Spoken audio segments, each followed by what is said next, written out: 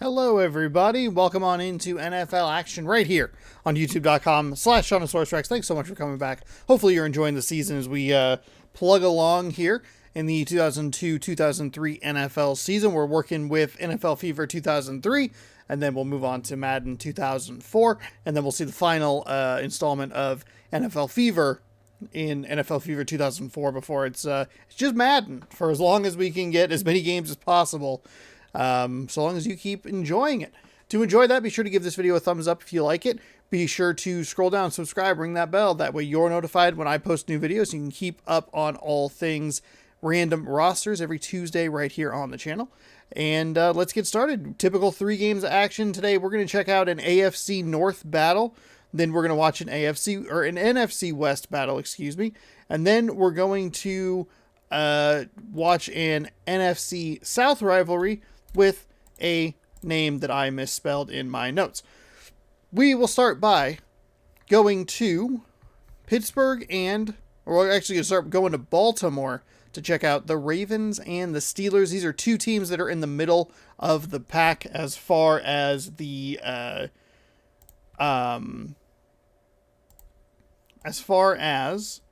standings are concerned, but they are competitive in a kind of crowded AFC North at the moment, excluding the Browns, who are 1-6. The Steelers 2-4, not terrible, but AFC North always seems to be interesting, and it always seems to come down to the wire.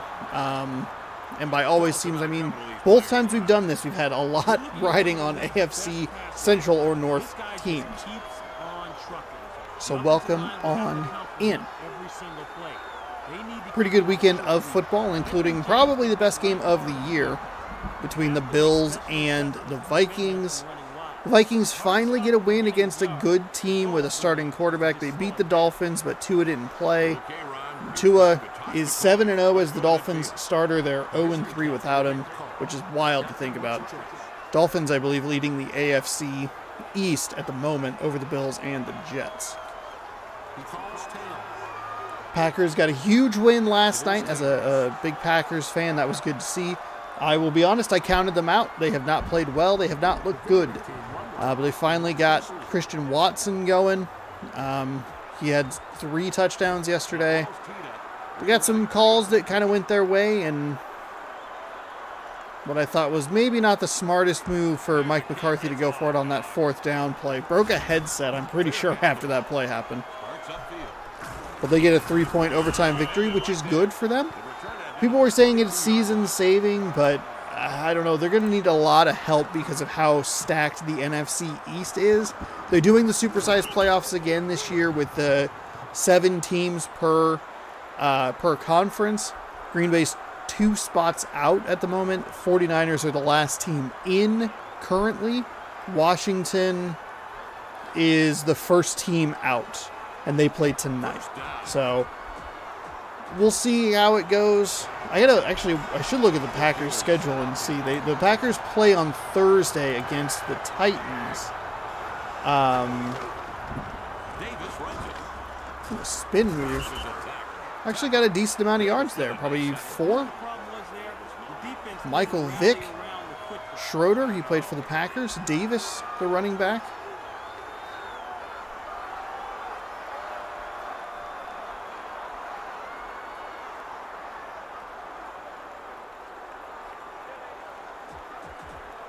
Second down now for the Steelers. Ball at the 27-yard.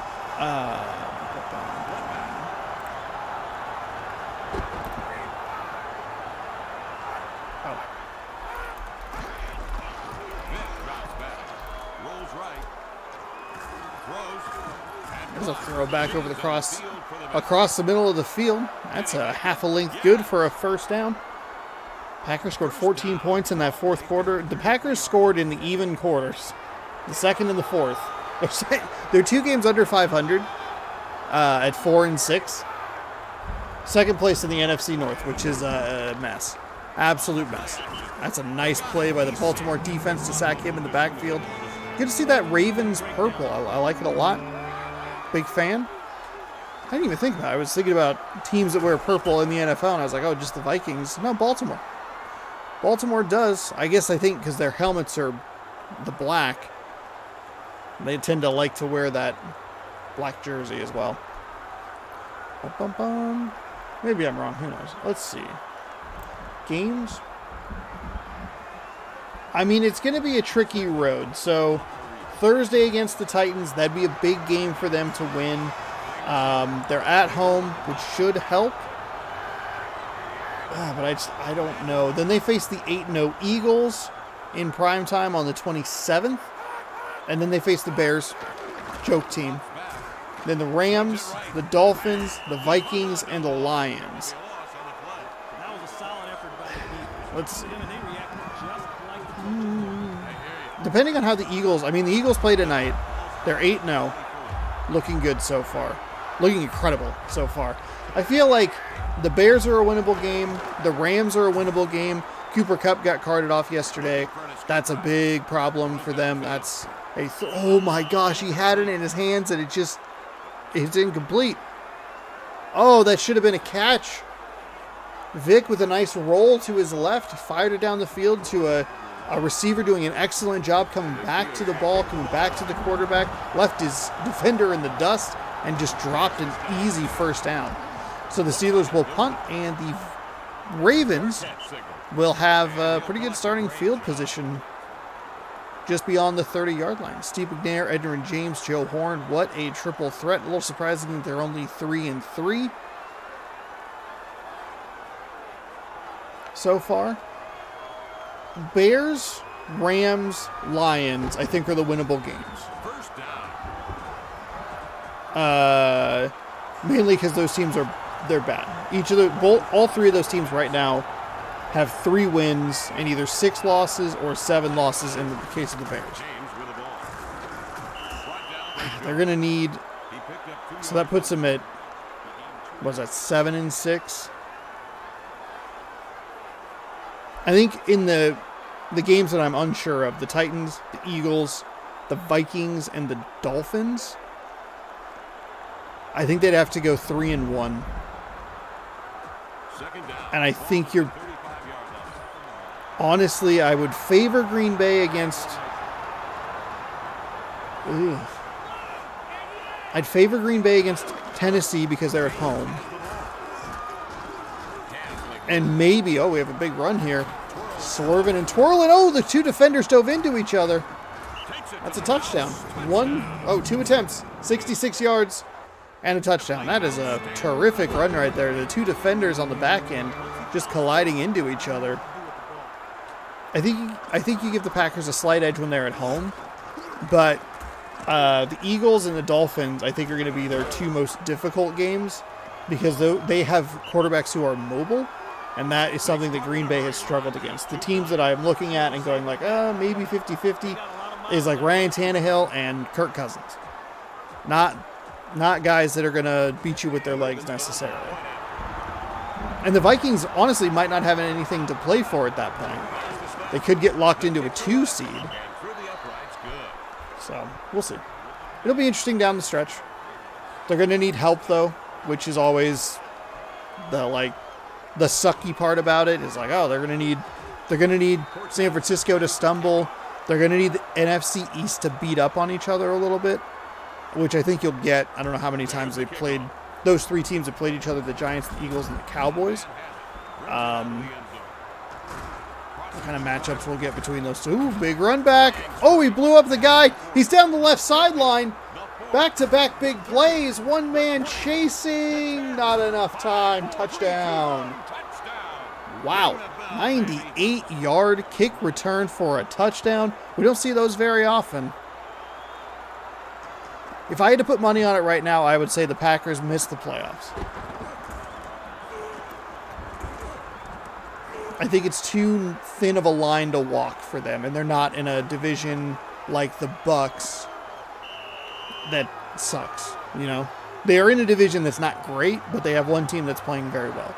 Maybe the Vikings stumble, and they're able to catch them, but that's a lot to ask for a 4-6 team to watch an 8-1 team give up a 4-game lead or whatever.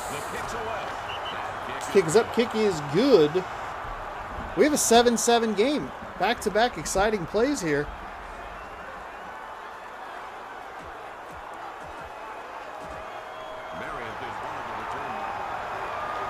And I was talking about a completely different thing the entire time. There goes the ball. The AFC East and the NFC East are both probably the two most interesting divisions in football. A lot was put on the AFC West because of all the trades and moves and everything, but none of those teams have really stepped up, defied expectation, or the Broncos have been a disaster, as have the Raiders. First down. The Chargers are like, fine, whatever. Kansas City, meh. Kind of just doing regular Kansas City stuff, but dropping some games here and there.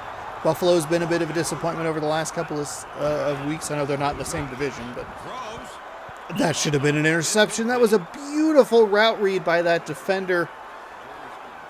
Stepped right in front of it and just dropped the ball. Second down.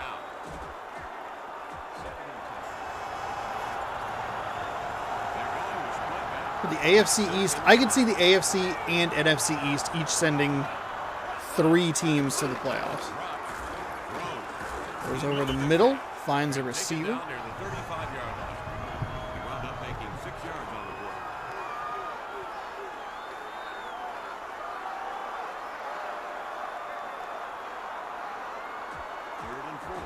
Third down and 4 from the 35. We'll get kind of re-engaged here with the game. Opening quarter of action. I will say one last note. I was very thankful that we're going to have a hold here on the offense while we get the call. I was very happy that Fox let that entire overtime period between the Bills and the Vikings play out. I kept waiting for them to be like, because usually what you get is like you get like maybe the start of it and then it goes, NFL rules and regulations prohibit us from showing this right now, so we're going to get you out to your game. And it's like, well, that's not, who cares? It's the first quarter. Like, nothing that exciting is going to happen, right?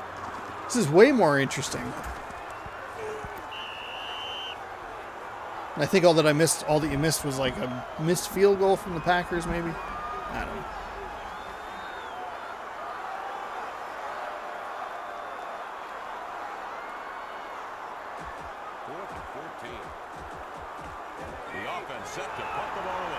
And I've said it for a while too.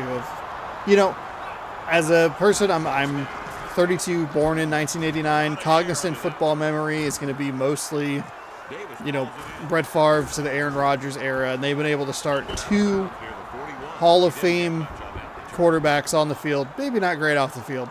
Definitely not great off the field, but on the field, they've been, 2 of the best quarterbacks to ever play the game. So this is like weirdly unfamiliar territory where it's like, oh, Green Bay like kind of just sucks. Time to enjoy some misery years here. For as long as I can remember, the Packers have been competitive. Defense is kicking some serious tail out here. That was good coverage. They've had bad seasons, sure. There was a 4-12, Brett Favre year, like whatever. Some weird years with Rodgers going like 6-10 or 7-9 or whatever when he's been injured or whatnot. But those are usually anomalies. Oh, a nice run break to the outside. There was no reason for the spin move. All it does is stop your momentum. What are you doing? He picks up the first down, but he should have had a whole lot more.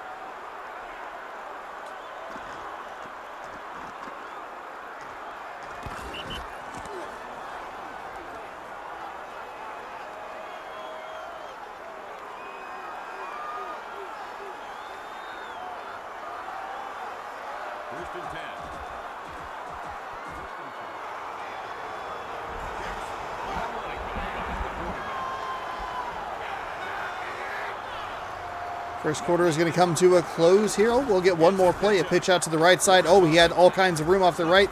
Makes a man miss. Gets up past the 35-yard line before he's tackled. It'll be 1st and 10 to open the second quarter for the Steelers. A good first quarter of action.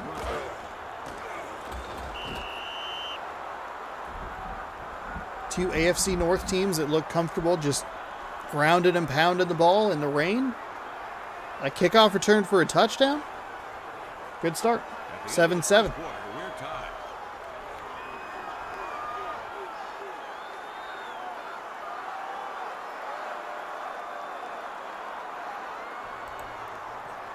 First and 10. Wait, how do they have negative 3 yards somewhere?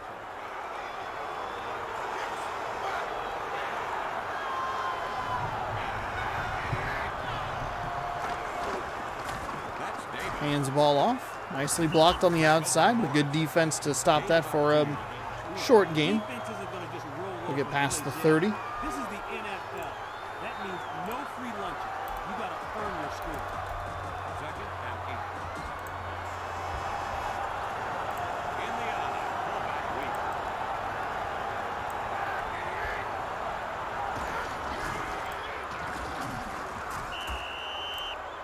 Davis passed the ball. Pulled down by Bull. Davis found room to run. Now that's how you run the football.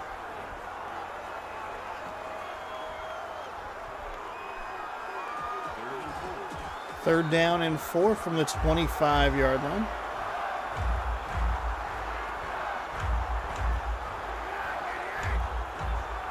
Schroeder in motion.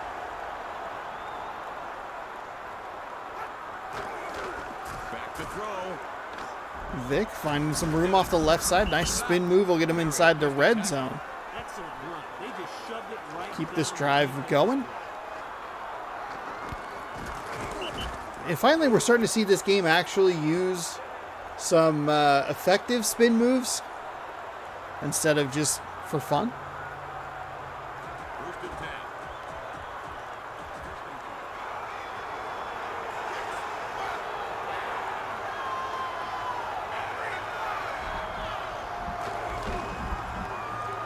Play action. Throws. Oh, a nice deflection by the defensive line there.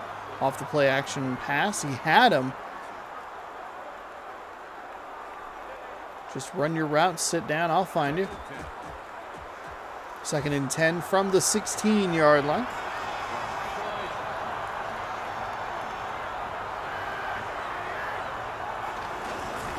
No running.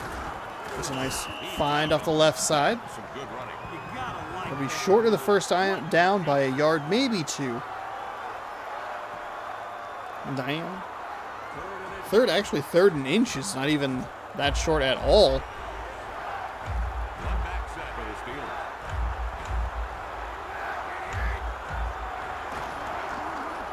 Steelers. Vic drops back to pass, fires and finds a receiver. Points. that was a good looking play. Kasim His first Sunoco? touchdown catch of the day. Seneco? No? 58 There's a no at the end there. I saw that. It's that panic thing of like trying to go like, you have a very limited time to figure out how this looks. Like dissect it, pronounce it, figure it out. Oh, it's gone. And it's gone. field for the Wide open in the end zone, by the way. Just got inside leverage on the defender and bing, bang, boom. Touchdown. Steelers lead 14-7. Baltimore struck first, but Pittsburgh has scored 14 unanswered. We're waiting for the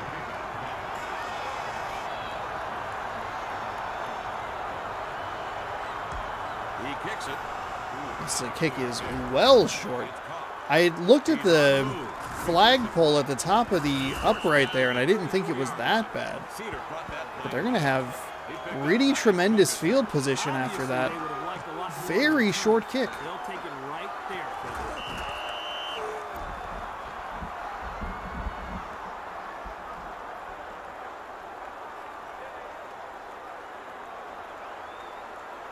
First and 10.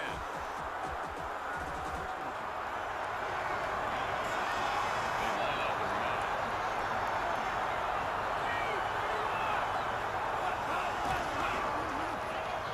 Play action pass, rolling, fires. Finds a man right at the 40-yard line. He had some green grass if he wanted it. Kept rolling out to the right side. Second and 5. On the eye.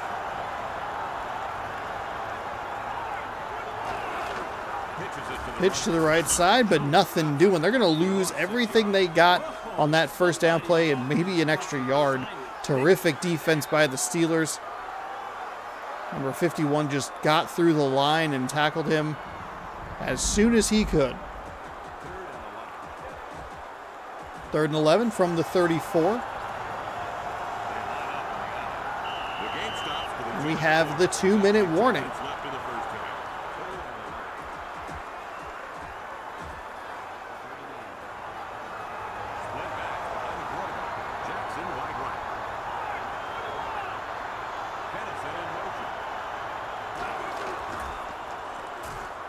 McNair drops, fires, has a man wide open. He's going to get shoestring tackled down near the 30-yard line. 3 for 5 for McNair, 49 yards.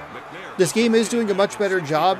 In the last version of the game, we saw a lot of plays like this just kind of be foregone conclusions that they were touchdowns, as the separation was just too much.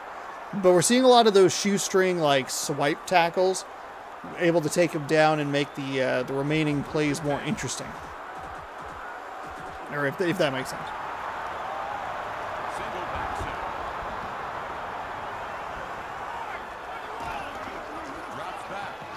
McNair rolling. Oh, he did that thing. He broke it back inside for no reason. The pathing for the AI needs to be a lot better. They should be running further out toward the sideline. He has green grass, but he just tried to cut it upfield way too soon, immediately into a defender. There's no reason that you would do that. You got a guy behind you, get some space. It's a quarterback versus it's a quarterback with speed versus a linebacker. You're gonna win that matchup most likely. Just keep stretching it toward the sideline and cut upfield, or at least just don't run right into the defender. A diving catch as he kind of stopped on that route, it seems.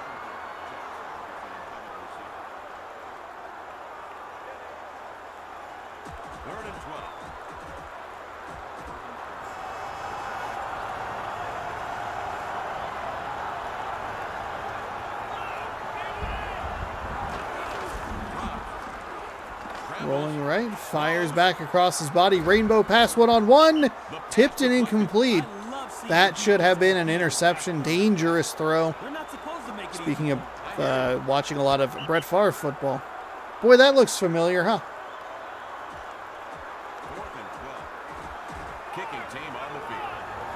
So a field goal upcoming for the Ravens. The incomplete pass stopped the clock, so there was nothing they could do there. Maybe at that point, on a 3rd down, even though it's a 3rd and long, it's either a high percentage short pass or just a run to force Pittsburgh to burn a timeout. Maybe a draw, something that could surprise them. Screen. All teed up for the kickoff.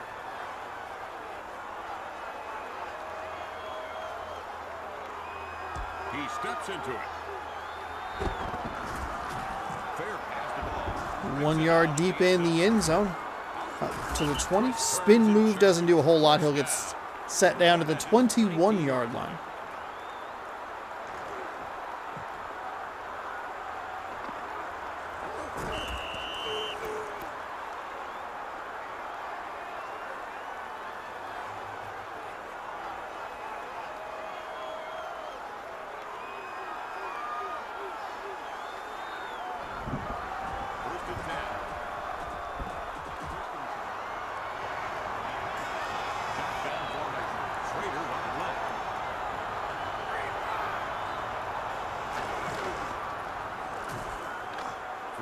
Vic throws off the hands of the receiver and incomplete.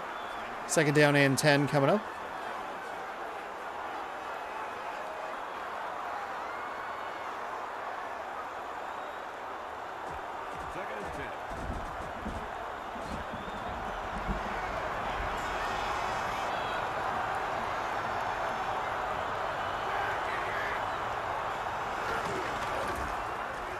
Drop him back, find some room off the left side. That's a nice run, a good diving stop there by, looks like number 93. Vic won't quite break the 30.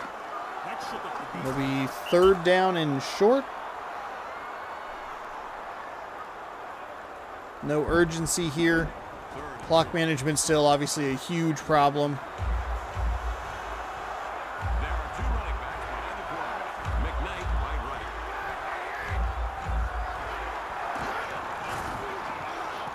right. Vic drops back, rolls left, finds some room up past the 35. We see a timeout taken by the Steelers. Doesn't appear so.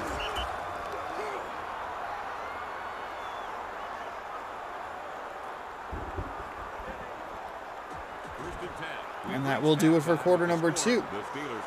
So we ended quarter number 1 tied at 7. Pittsburgh tacks on a touchdown. Baltimore tacks on a field goal. And we have a 4-point game. Hope you've enjoyed Steelers offense because they have been on the field a lot.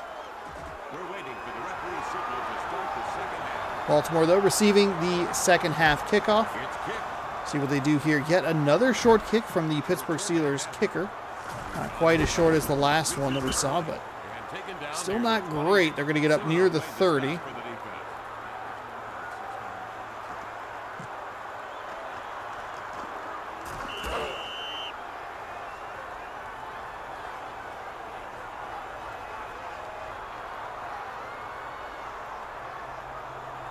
First and 10.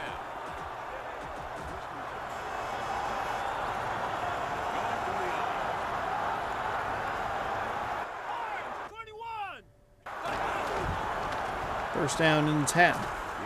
Rolling to the left.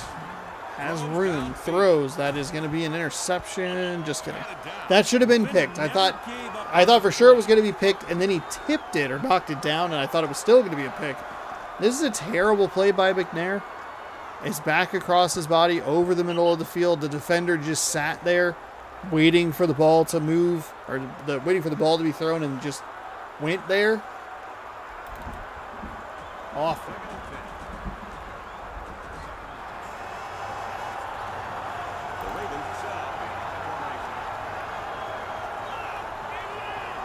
Second down and 10. Pitch to the left side. Tries to find some room. Gets around a defender. And he is off to the races yet again. Past the 50. Down to the 45. And then kind of does that weird Aaron Jones thing from last season's playoff game against San Francisco. And initiates contact with the defender for no reason.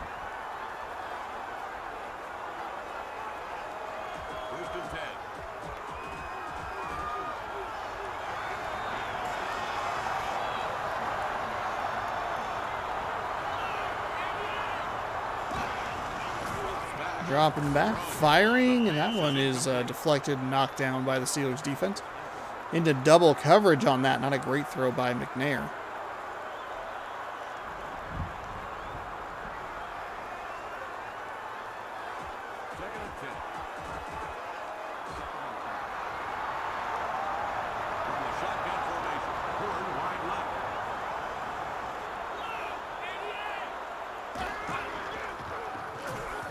McNair rolls left, tries to find some room, makes a little bit of a juke step to the left, and he'll get tackled at the 35, about 1.5 yards short of a first down.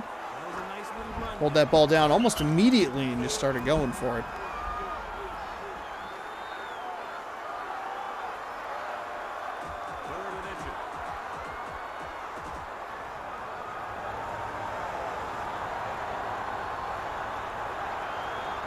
Third down and inches. Single back set with some motion from left to right. James ball off, all kinds of room, well blocked on the outside, put the shoulder into the defender just for fun, and Edgerrin James with over 100 yards on the ground. Obviously a lot of that coming on the first drive there, about 60% of it, 65% of it coming on that first drive, but still a third down conversion. Helps Baltimore keep this drive alive, and they will have a first and 10 right on the edge of or inside the red zone. Does it start at the 20 or is it inside the 20? The 19. Rolling, fires, finds a wide open tight end, it looks like. And that'll get more than enough for a first down. First and goal. I like this roll, this throw. He's open.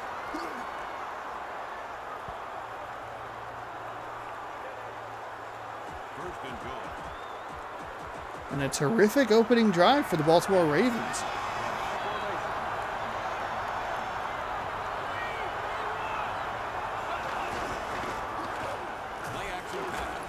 Play action, rolls, fires, misses, makes a man miss.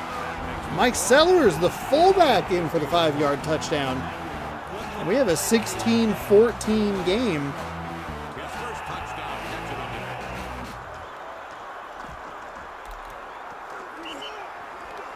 The drive covered 71 yards and took 7 plays.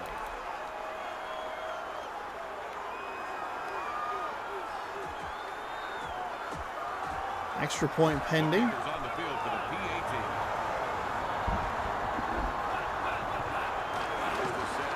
He boots it.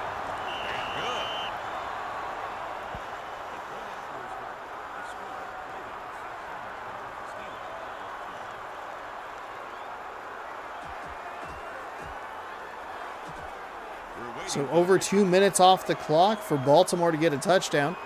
Take a 3-point lead. 10 unanswered for the Baltimore Ravens. And taken down near the 21-yard line. McDaniel was the tackler.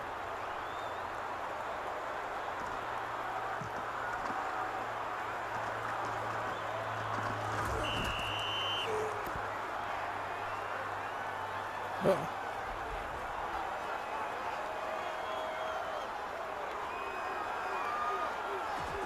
First and 10. Single pass for Mason.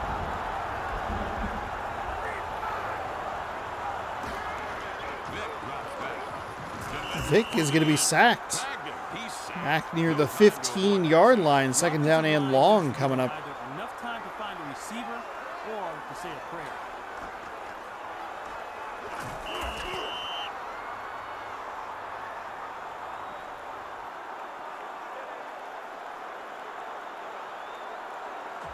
Second and 16. Second down and 16 after the big loss. Good start for the Baltimore defense in this battle of AFC North foes.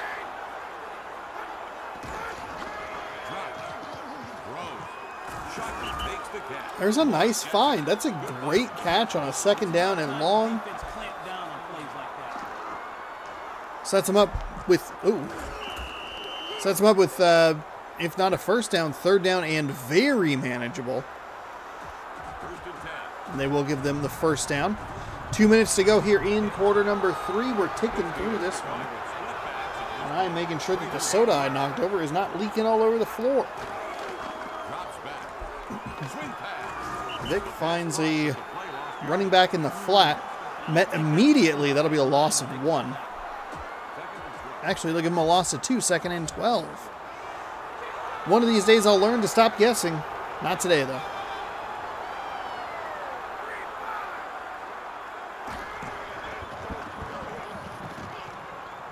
Vick throws deep down the middle. It's a contested catch, but a better jump by the Pittsburgh receiver, and that'll be a first down inside the 40-yard line. Another big play on a second and long. At first I thought this was a pretty terrible throw. The defender was right there, but good throw, better catch, better offense. Papa John's, better offense.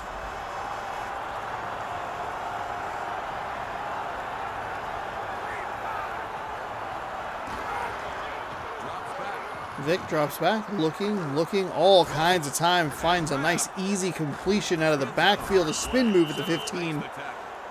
They'll get an extra yard. The defense needs to start putting some pressure. First and 10 inside the red zone. Pittsburgh is moving. Look at all the time he had. All day to throw. There's no way defenders are going to hold up in coverage. Running back, fullback, whomever that was, matched up on a linebacker.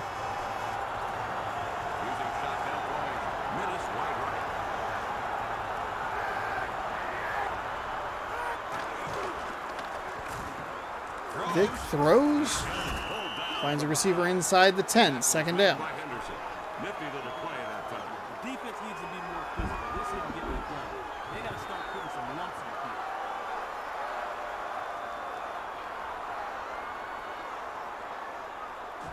Second and 5.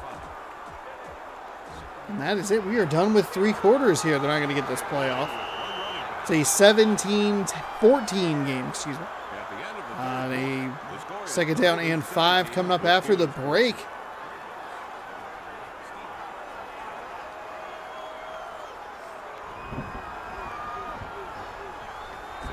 Ravens winning the yardage, but Pittsburgh, even with the kickoff return for a touchdown, winning time of possession. They tacked on another 2.5 plus minutes. Davis gets the ball. Run off the right side. Change out Ooh. for a measurement. He's going to be short. Interesting call there. Third down in inches. I like the run call. I'm fine with it. I'm surprised that instead of just going straight north-south, he went a little bit east-west, and that allowed the defender to close the gap. It seems like it's actually going to matter. That's going to be a 4th down. Beaker 4th down. to an end. Run stopped nicely out of scrimmage. Great defense and poor decision-making lead to a field goal attempt. Maybe, who knows? I don't think we get as many kind of mad lad. What are we doing? What are we doing here? 4th down and 2. So the field goal unit They're not really playing the kick as much as you would think they would. Kick is up, kick is good. Well, see, there you go. That'll tie us at 17. Well, how will they react on his next miss? The drive covered 74 yards and took 9 plays. We have a really good game here to start off. Cedar is ready to kick it deep. Start our coverage off. He kicks it. Another short kick for Pittsburgh. He'll field it at the 13-yard line. Runs up past the 25, and that is where he'll get stopped. 27-yard line or so.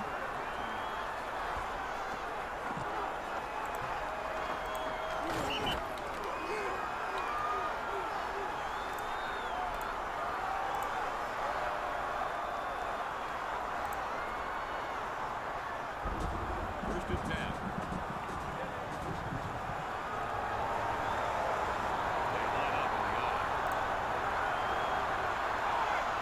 I. Jackson in motion. No running. Gets free. Nice move there to get away from the first defender who could pass the 30-yard line. Looked like the defensive guys were a step slow on that play. They just looked like they were out of sync. Second and 6. Going from the I.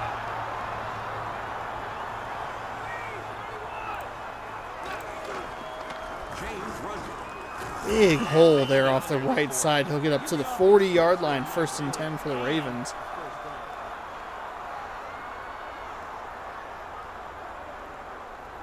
First and 10.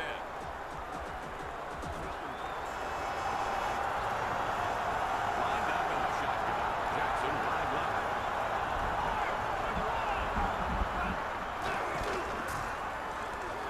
Dumps it off short. Taken down. Has a nice hit right at the line of scrimmage.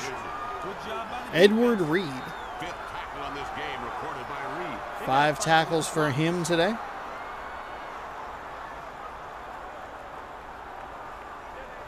Second and 10.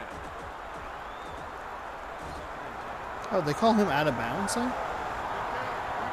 They did, so that'll stop the clock.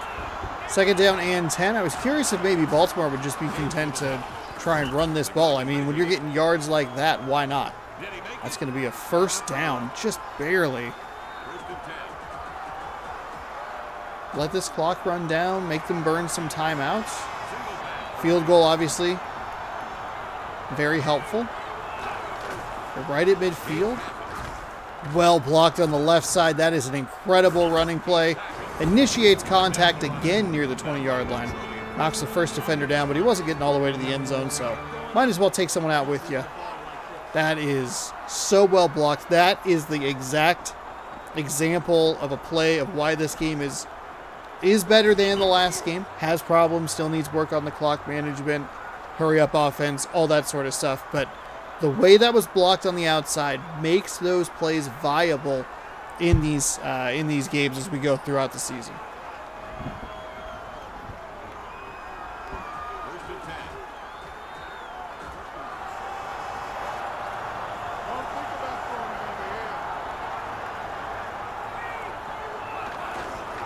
James with the ball. Brought down at the 17-yard line. Williams took down the ball carrier. He managed to gain We are down to the 2-minute warning. That was a nice run. That's right. That was the 2-minute warning. Second and 6.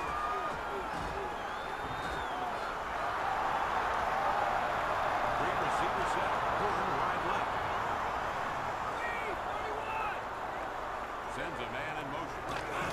Second down and 6. McNair looking, throws, and that is terrific defense. Stood with them, waited for the ball, and made a terrific break. Not a great throw from McNair. Or at least not a great decision, and it stops the clock with 1:56 to go. So they're going to give the Steelers the ball back with plenty of time. 2 or 3 timeouts. McNair looking. He's going to get the first down. He's going to almost get a whole lot more. Again, it looks like he's just initiated contact for no reason. That was a touchdown. If he keeps it toward the middle of the field, that is a touchdown.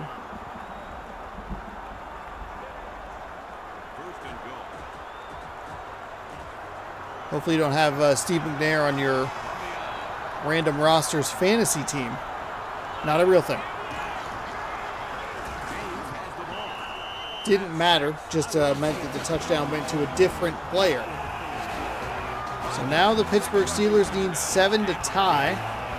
James with all kinds of room. Nobody even touched him. Look at everything on the ground. A couple incompletions there, but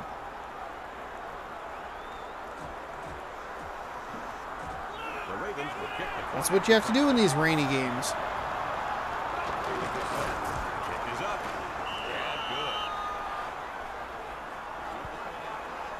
24-17.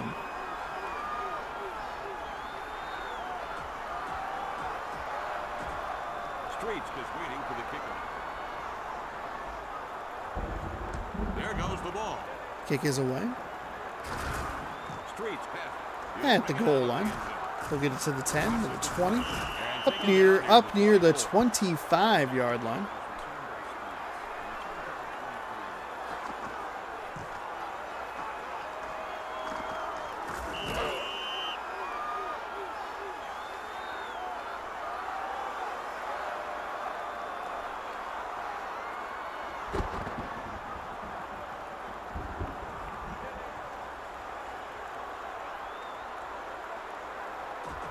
First and 10.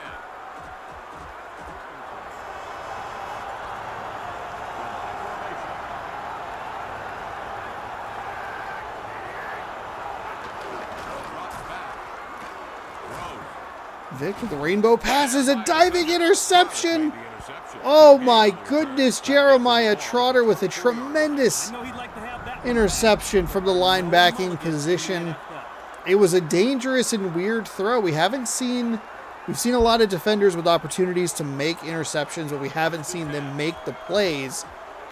We've seen receivers drop a couple passes here and there as well. That was a weird rainbow pass, and it leads to a pick for Trotter. First and 10 from the 24-yard line for the Baltimore Ravens. We're going to pitch it to the left side. We'll try and break it back inside. Nowhere to go, well defended by Pittsburgh. A timeout for the away team. Either way, they're in field goal range, so they might just be down 10, but who knows? They don't play the games on paper.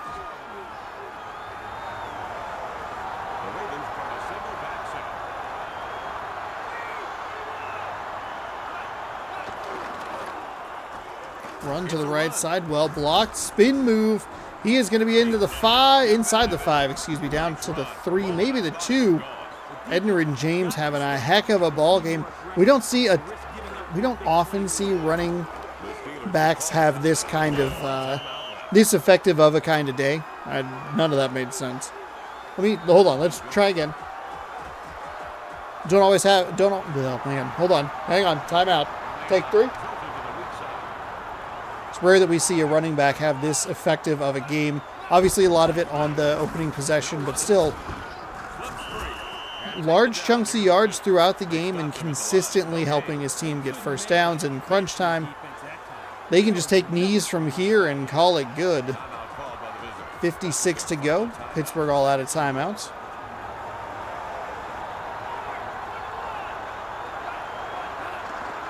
And that's actually what they're going to do. I was kind of joking. I thought they would. I didn't realize the game would think about it in that context.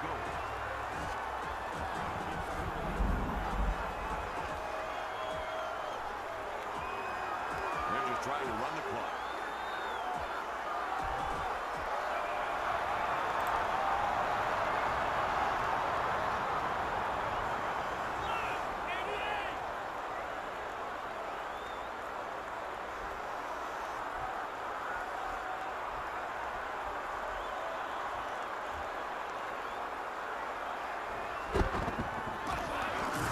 It's 10 seconds to go. They're going to run the ball and get just destroyed at the 2-yard line. I'm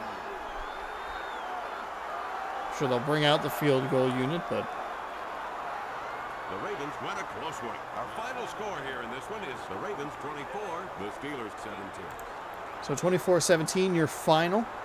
The Ravens with a key interception late in this one to seal the victory. Brought to you by But a Pepsi. good, hard-fought game by both teams. The second half really whizzed by. Ravens jumped out to a 7-0 lead. Steelers came back, scored 14 unanswered. But that was all they would get, as the Ravens would score 2 touchdowns and a field goal.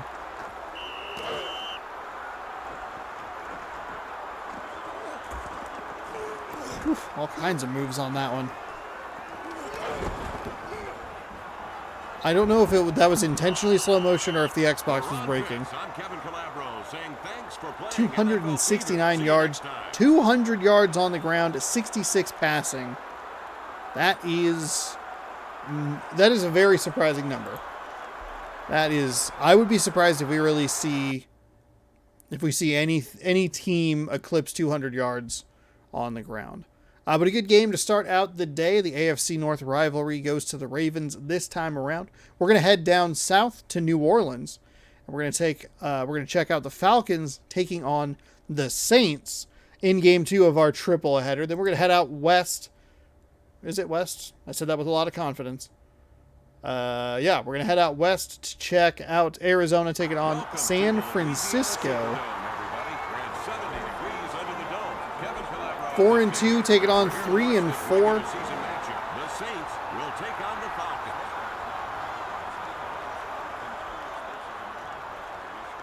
Who should we be watching today, Ron? He's one of the league's top defensive backs. Ray Buchanan, 19 tackles this season. They make sure they know where he's lined up at all times. Here's a guy who never gets tired of seeing passes thrown his way. He wants to catch everything. That's why his name is on top of the receptions list. He is obsessed with getting the ball. Thanks, Ron. And now to midfield for the toss of the coin. The visiting captain will make the call. Captain, what's your choice?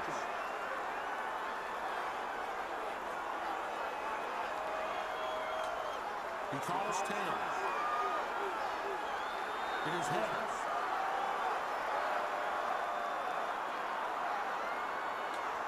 The home team won the toss and elects to receive.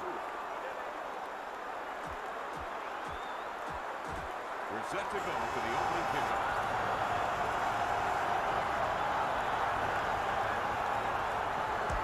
There's the kickoff. We're underway. He got all All right, here we are from New Orleans. from the end We'll zone. take it from 5 yards deep in the end zone, up near the 20. Surprised he broke right instead of going to the left, because he had a little bit more room on that left side. Instead, just kind of ran right into the defenders.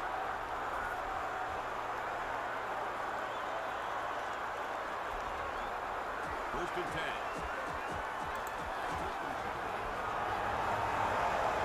They're going with a single running back.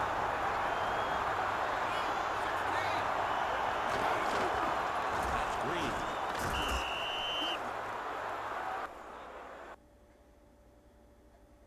Cordell Stewart, Green, Washington, Toomer. Cut down. Smith Frank took down Wycheck. the ball carrier. Green Oh, found a little got the room. faces in there at just the last moment.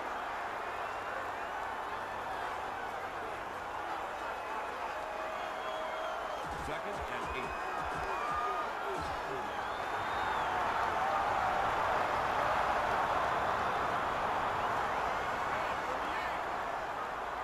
Starts a man in motion.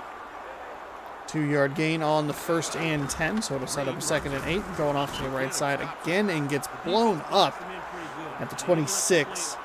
Third down and medium coming up. Third down and a long medium. What do they call it? 4 to 6 yards medium. 7 to 10 or 7 plus, I guess, would be long. Delightful smile. Excellent smile from Thomas. There's a man who is happy to be playing football. The pain in my spine is crushing. Quarterback sets one. Third down and 7. So it'll actually be 38 long. Rolling to the left. Throws back across his body. Ugh. Nice Gross. play by the defender. That's an awful throw. That is an awful throw. Punting unit on the field. That was not going to get anywhere near the first down anyway. Launched out. Instead, just put the ball in harm's way with a couple of defenders in the area. On that kick. And the punt will go for 44 yards.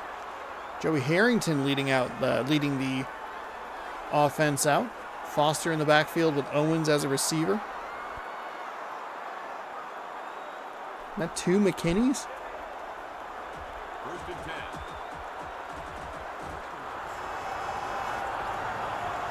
The Falcons set up in formation. Barely a minute gone here in the first quarter. The Saints with excellent defensive pressure and a play-action pass on first down is a bad play call. Hit as soon as he hit the top of that drop. Second and long coming up.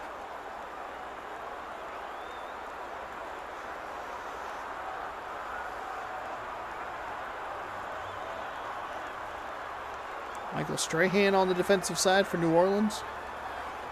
I think New Orleans, by the way, is a new team. I didn't see them in my notes anywhere.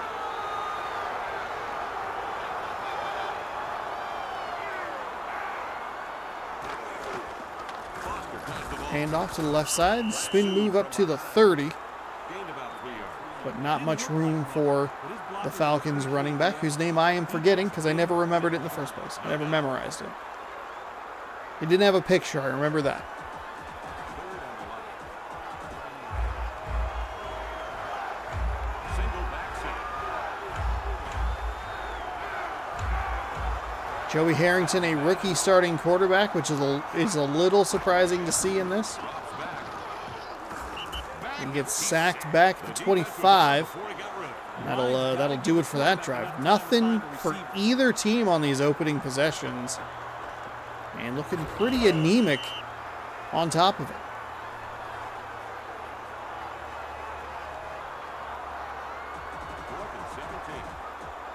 Fourth and 17. 4th and 17. Ugh. Gross. Here's the snap. The punt is on its way. A man has it. From the 26-yard line up to the 30. One man tries to make a step, but it was way too early. He'll get up to the 35-yard line, and that's where I'm looking right at a Falcons helmet. New Orleans will start their second drive of the day. What if this is the worst game of the day? This is so bad. So bad already.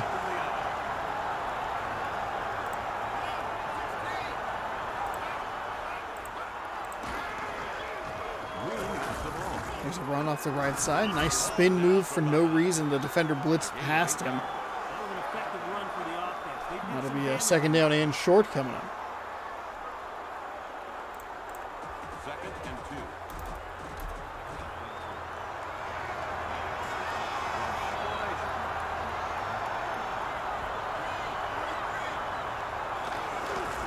It's a handoff. Right up the middle. Pulled out by Gilder.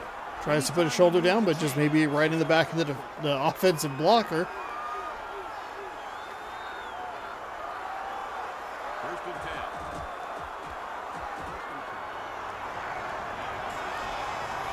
One back set for the Saints.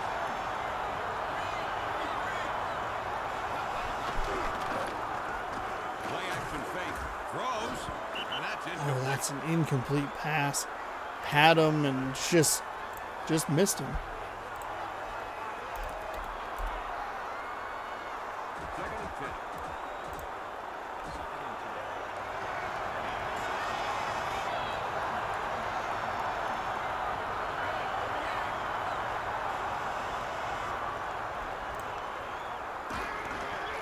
Green looking for running room. Cut down at the 49.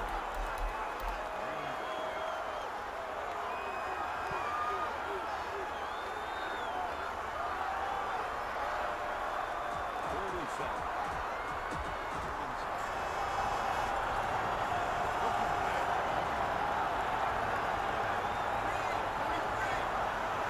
Sends a man in motion. 1:04 here to go in the first quarter. Throws. Saints moving. Finds a receiver between two defenders. Nice throw. Did he make They're going to mark him short. I thought he maybe fell forward. Actually, they're going to mark him. Just kidding. They're going to mark it a first down by the hair of the chin hair stuck on the end of the football. back to throw? Throws. Oh my goodness. An unbelievably bad throw. Made by Stewart. Julian Peterson with a nice catch or a nice interception there. Between the coach and quarterback Let's take a quick look at that. I'm going to guess that the defender Peterson just dropped back into coverage where Cordell Stewart was anticipating some kind of rush from him. This will be a quick look here at the replay. I guess we can skip the rest of that.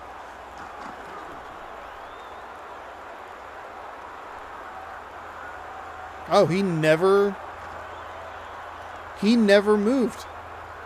He moved when the ball was thrown, but he was playing the linebacker position, which is a little surprising given the 98 on his jersey. I would have assumed he would have been up here, but just stood back here, watched Cordell Stewart get ready to throw the ball and made a move inside. He's going for 83 here, which is not a great move in the first place because, I mean, their defender's like right there. He never moved. Hideous. First and 10. First and 10 for the Falcons. Quick change confused the host, even though he was looking right at the play and saw exactly what happened. They're going with 42 seconds to go here in quarter number 1. And that was a good-looking New Orleans drive. 5-yard line. I mean, comparably, it's the best. There's not a lot to compare it to. Everything else has been kind of dog-do, but Second and 8. sometimes you're going to have a bad day, and the best thing that's going to happen is you're going to slip and fall in a pile of dog poop. That's it.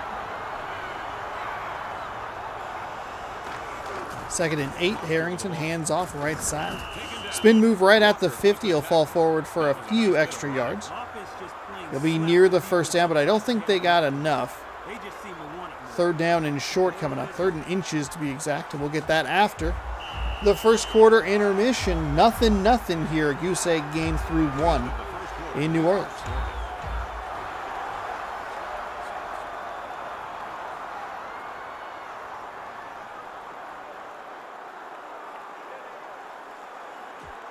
Third and inches.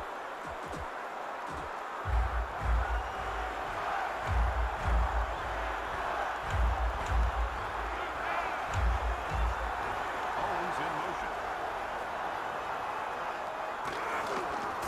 Foster looking for running room. Scooped up by Burns. Kamelic right down the runner. The Saints get the turnover. That turnover should give the defense a big boost. What are these two teams doing? They are just throwing away opportunities. Look at how gaping that hole was. That was an easy first down, a nice run for about 10 yards, and then just lost the ball. A turnover will give the Saints possession. And coming across here, as I was taking a drink, took a look at my phone, got a notification from the score. Julio Rodriguez, your American League Rookie of the Year. Let me make sure I got that right. Encroachment against the defense. Yes, American League Rookie of the Year. First and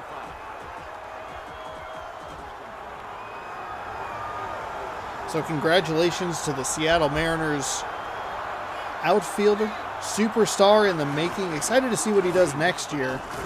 Hopefully, 47. He managed to gain hopefully it's just as exciting as this year. Really got that lightning in a bottle year. It's kind of what they were hoping from both him and Kelnick, but second and 2. Kelnick has not had nearly the impact. Sent up and down a couple of different times. Shows handoff. Tackle.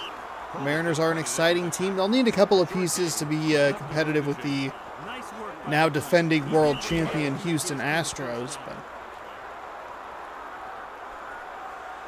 who knows what the Chaos Ball will bring. I mean, they did get swept in that second round, but they lost everything by 1 run, including that 18-inning marathon.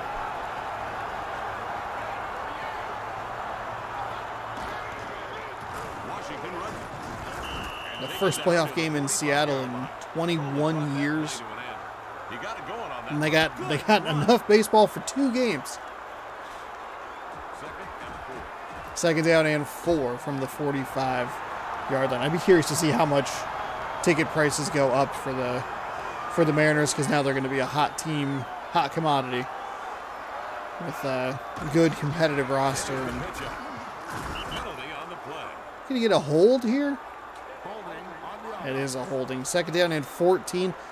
I might honestly at this point choose the 3rd and 6. Still a loss of yards on the play. Now you're giving them an extra down to get the yards back. Wouldn't it be weird if they got 8 yards right here and it was still 3rd down and 6 regardless? Play action pass. Stewart looks, runs. With the tackle. Weird stutter step right past the line of scrimmage and got lit up offensive line got beat. from the looping defender.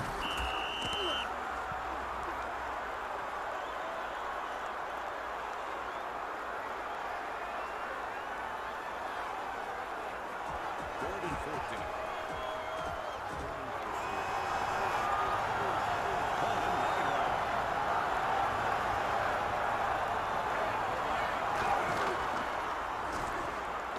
Throws. Thundered. He unloaded and broke up the pass attempt, Ron. And 7 yards in 7 plays. Not great. Not a great statistic. Page 1 of the job description. Fourth and 14. Obviously, the penalty put a huge Saints will kick the ball away. damper on that drive. The incomplete pass stops the clock. With 2:43 to go, we have a 4th and 14 and a punt coming. Rainmaker. At the 10, he'll run away, and that'll bounce way too much That's a touchback. into the end zone.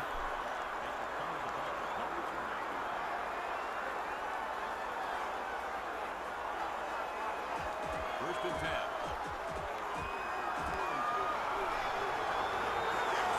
Single back set.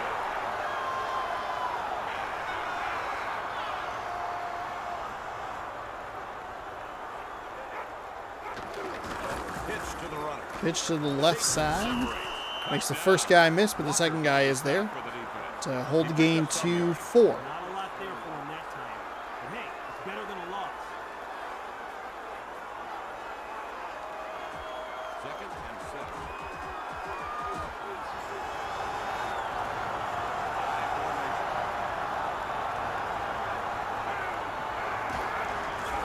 They'll run it. Run off the right side, gains a yard. The line. Now that is Ran into his own offensive line there. We're going to hit the 2-minute warning. 2-minute warning. what has been an absolute slop fest so far. 3rd and 6. Each team has had one good drive, or one at least not terrible drive. The Falcons get going with They've immediately turned it over as soon as things were starting to look good for them.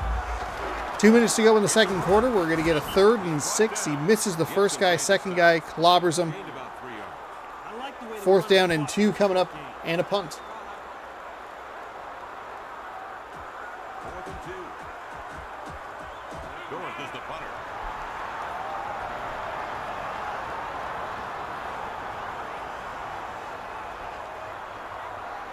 We're going to hold on to this ball and just let the clock run. Not great. A little surprised that the New Orleans Saints aren't taking a timeout here.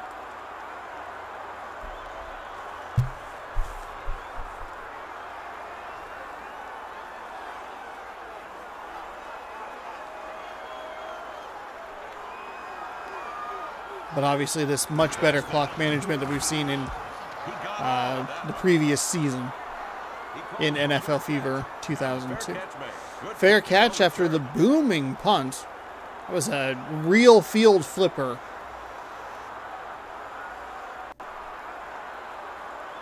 You can tell he is pumped about that punt. Yeah. Talking some trash. Put my whole leg into it. Empty set here for the Saints. 1:04 to go. 1st and 10. Falcons bring an extra rusher. Doesn't matter. Cordell Stewart finds a receiver, and he is off to the races. 30, 20, and too much speed on the back end for the Falcons, who will tackle him inside the 20-yard line. But it's a huge gain for the Saints. That would be, I would guess that play right there would be double, maybe triple the total yardage that they had had all game before that play.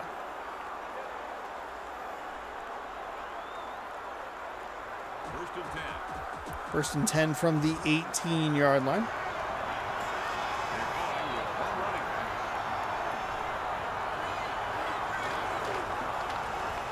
On the play action. Throws. Fires over. Oh my goodness! I'm a little surprised that was called a fumble. Picking up a fumble. Wow. Sign of pure hustle by the Wow. This game is driving me nuts. So we saw a play earlier in this game where something similar. Oh, never mind. That was a fumble. Just kidding. Hold on. I'd like to take back everything that I was about to say. I was going to say that there was a play earlier where someone got hit immediately as they received it. If we could take a quick look. Oh, nope, we can't take a quick look at it at all. Missed my opportunity for the replay. My bad. You can see on the replay there he had a couple of steps before he lost the ball. The other play was a catch, immediate hit, and that got popped up in the air. Almost an interception, but not a fumble. He picked up 4 yards on the play. Every time a team does well Timeout for the Falcons. They have 2 timeouts left. Second and in this game, they immediately turn it over. Seen a fumble on each side of the ball, an interception thrown by the Saints, and Atlanta for some reason took a timeout there after running the ball, made 2 yards. and they're taking a timeout again. I'm very confused. He just didn't quit trying. The Falcons have called a timeout. They have 1 timeout left. 3rd and 4. Owens wide left.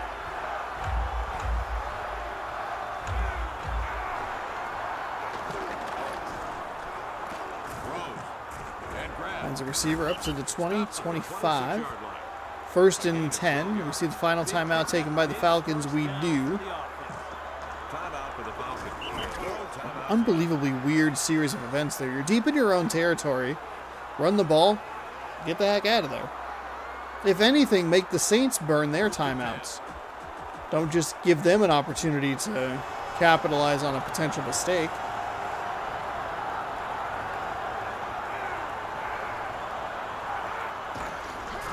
Looking for running room. Spins it. This is also one of the problems with the game as well, is lack of clock management, but lack of sensible play calls At the end of What was that? None of that makes sense. None of that should happen in an NFL game.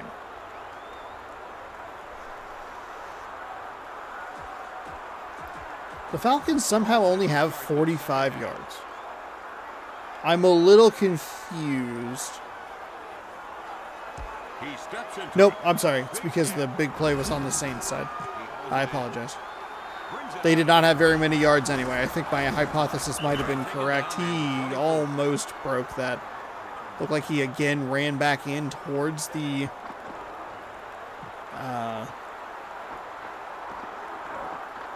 just has to break it left instead of right. Just has to go further toward the sideline.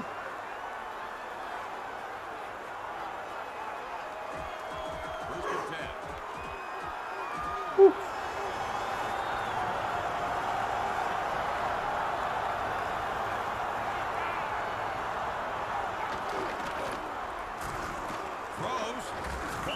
It was a dangerous throw.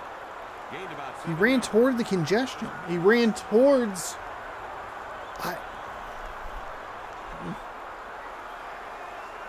I mean, that changes the entire complexion of the game. Neither team's offense has led a successful point-scoring drive, obviously because we're tied 0-0. But every time a team does something positive in this game, they've turned it over immediately. A kick return touchdown or a punt return touchdown, interception return touchdown, that eliminates the offense entirely. You don't have to worry about your inept offense throwing an interception after a touchdown somehow. It wasn't meant to be, though.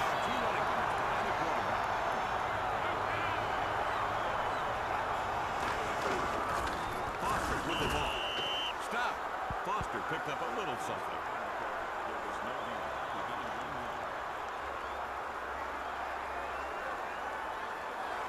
Second and 9. Okay, I thought that was a third down. My bad. I'm glad. I was going to comment like, oh, their drive is starting just as porously as the first drive for the other team in the first half, albeit more descriptive in actual team names.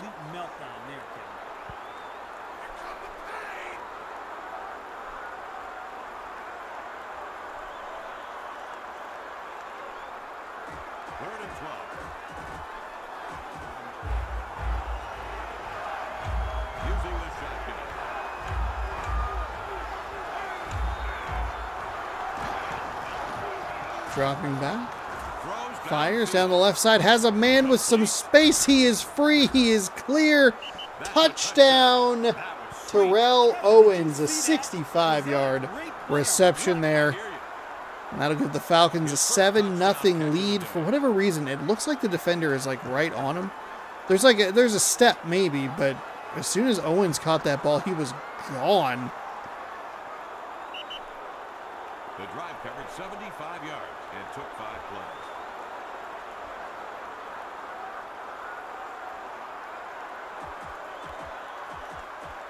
plays. PAT coming up here with 2:53 to go in the third. We finally have some scoring going on.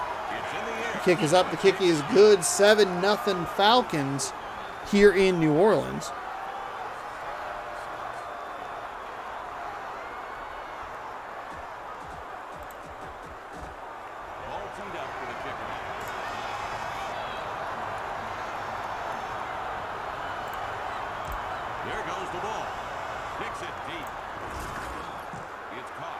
Halfway deep in the end zone, he'll take it out.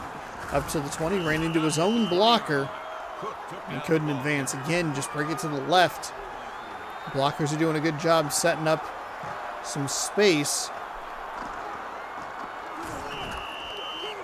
43 found his way through thanks to the slowed down return man.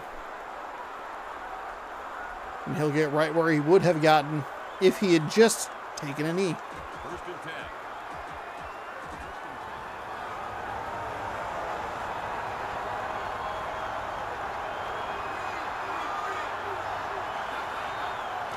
First and 10, 2:45 to go.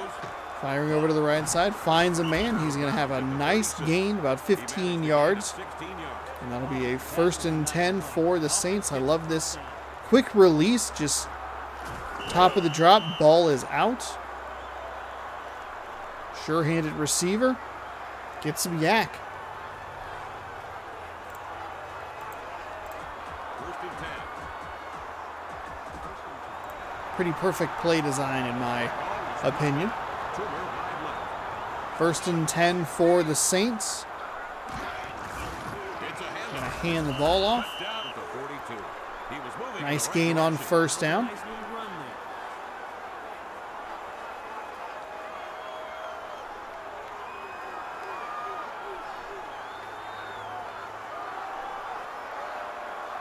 Second and 5. Split back. Turner wide left.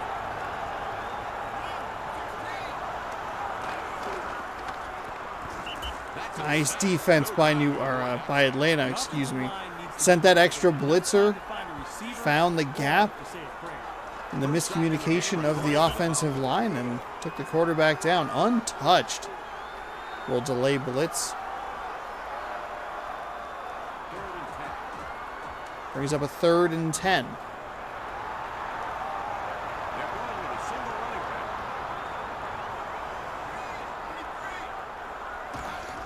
Stewie knocks back. Throws. Ball That deflected. was a dangerous throw. Defense was getting close there.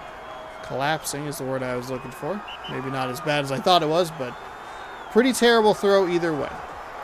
4th down and 10. The Saints pick up at least a 1st down there, so it's not the most inept drive we've seen all game, but still pretty bad. Falcons are going to take over. They'll run back, nice block up to the 35, makes a man miss, a couple extra yards. 1st and 10 from the 37. The Falcons came out and scored a big ol' touchdown last time. Harrington to Owens for 60-plus yards.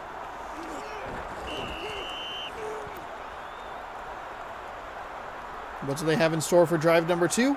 More of what we've seen throughout the game? I would say likely.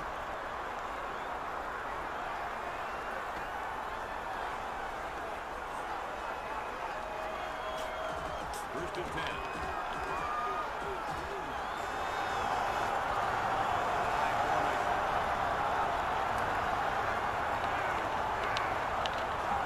Starts a man in motion.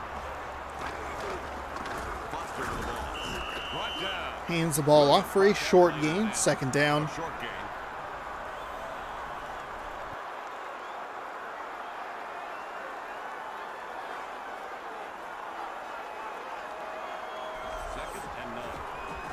Second 2nd and and 9. 9. Two backs in. Owens wide left.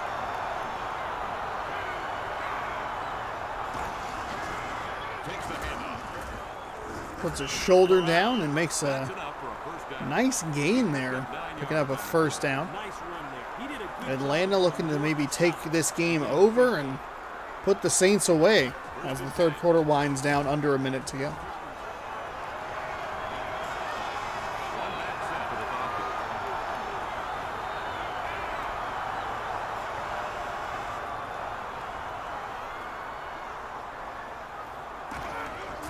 Drops back. Drops back, fires, Looked like he could have caught that one. incomplete. Not a great throw at all by Harrington. It feels like a rookie throw right there. Almost looked like the receiver was playing defender more so than the other way around. Second and 10.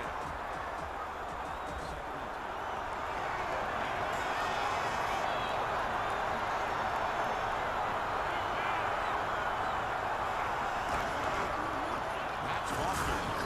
Tries to find some room. He'll get up to midfield. 3 yards on the play. 3rd down and long coming up. Third and 7. See if they run one more play here before the end of the 3rd quarter. Owens wide left. They will. Harrington drops back, rolls to his left, Fires a little float pass, and that is easily intercepted by the Saints. We're going to try and run it back. He's going to... I love that move. I love it. It has such a wide, like, launch to landing zone that we've seen really great run backs cut short because of this move right here. He does the little stiff arm jump, and if he gets past Harrington, could be home free. But he was not, because the animation pushed him out of bounds. Atlanta 7, New Orleans nothing. I always want to put an E after that R, by the way. That was the problem. I like OR, like O-R-E. I looked at my notes and I was like, that's not how you spell New Orleans. That looks dumb. And that was why. 1st and 10 for the Saints, who have a little bit of life as we enter this fourth quarter. Pitch to the left side, beautiful spin move. Another pretty good spin move. A lot of effort for 3 yards. Wasn't a bad run considering the block or lack of it.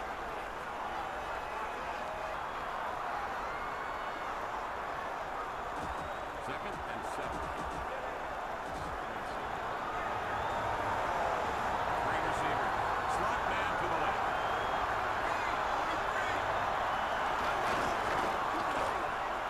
Throws. Nice find on that little out route right at the 40-yard line. 1st and 10 for the Saints. Looking for the touchdown to tie. Get some points off this turnover. This is the time for your best drive. Both teams looking absolutely horrendous, and some pretty good defense there at times has kept you in this game. Tried to find a little bit of room, but just nowhere to go. Take it down immediately. Second and 10, 3rd and 10. I forgot. 2nd and 11. Actually going to give him a loss of a yard.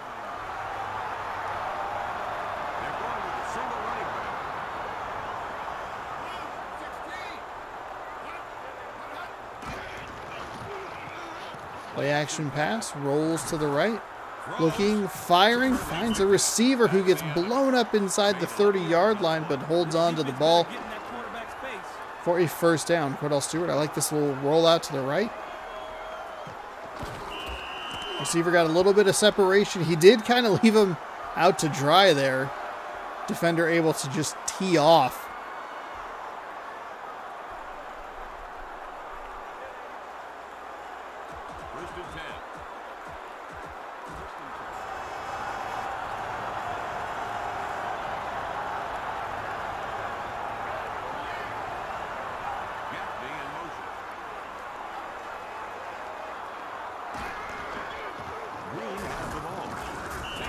Lowers the shoulder for a nice gain. Half of it on 1st down.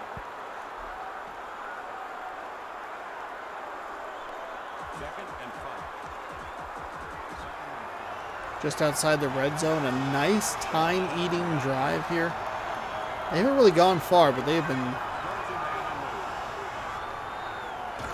keeping that clock churning. Pitch to the left. Nice spin move to the inside, and the Saints are going to be inside of the red zone with a fresh set of downs by a half a length. Football length, that is.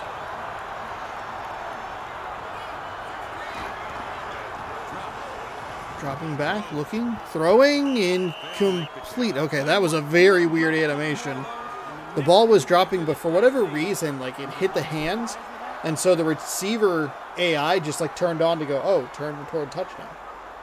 But he didn't have the ball.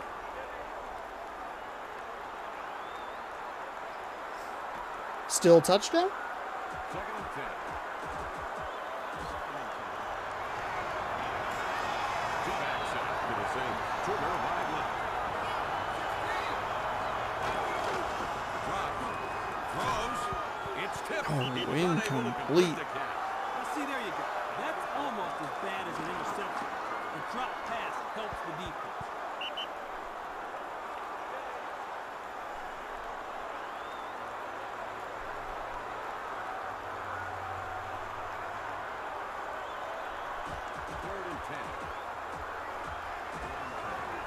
Big third down for New Orleans. Obviously 4-down territory. Honestly, you could kick a field goal. The Falcons defense hasn't looked great. They're going to go for the end zone and get it. Touchdown, Amani Toomer. The second reception of the day is good for 6. We have a 1-point game. I didn't even get to finish my thought. You could go for the field goal, and then the touchdown would give you the win. Maybe it would depend on distance. Goes back to some of the decision-making I didn't agree with at the end of the Bills-Packers game. Instead of going for it on like a 4th and 7, just take the 3. It puts you down an even 2 scores. You got to get points every single time you go down the field. With that offense not being quite at the level you're used to, with a lot of new players. But I digress. Kick is returned from inside the end zone, as it usually is. We'll hit the 2-minute warning. It'll be Falcons ball, 1st and 10 from right about the 20-yard line. Saints did a great job to save their best drive for the last drive that they have had. The most recent drive, I should say. Got themselves a touchdown, and we have a 7-7 game. The Falcons, aside from the one big play, haven't done anything.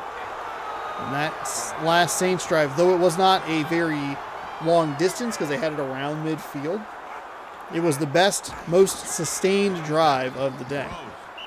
Harrington almost threw another interception. There were at least 3, maybe 4 Saints in that area. Nice batted ball right there. 2nd down and 10.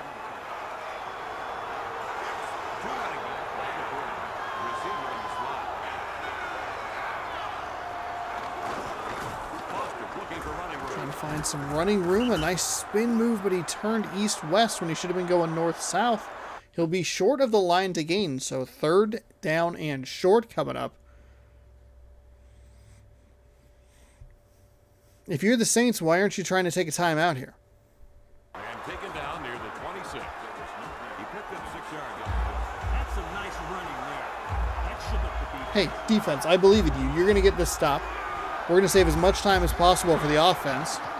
Let's do it. Float pass into triple coverage. Somehow is not intercepted. That was tipped and all kinds of a mess.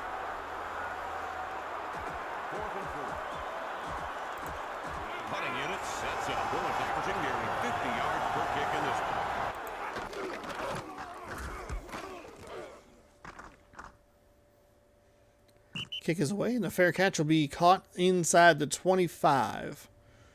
So here we go. The crowd utterly silent, apparently. Nope, there they are. He's having a great game. Great kick that time. Great net. 1st and 10.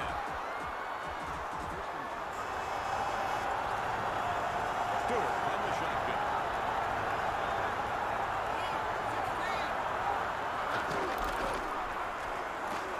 Cordell Stewart drops back, throws toward the sideline.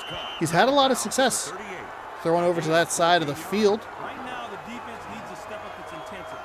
They let the offense dictate to them on that play. Oh, are they going to give him the catch or no? They will. 1st and 10 at the 38-yard line. I will say toward the end of that Bills and being that we're in such a tight game here, toward the end of that Bills-Vikings game, I hated watching the Vikings play defense.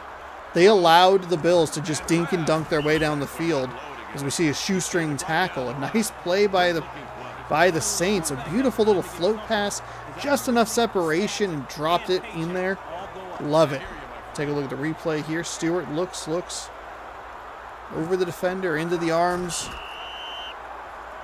for a nice completion. And even one of the some of the later plays in the Packers game where the Cowboys were just taking, like, you're going to give us 8 yards?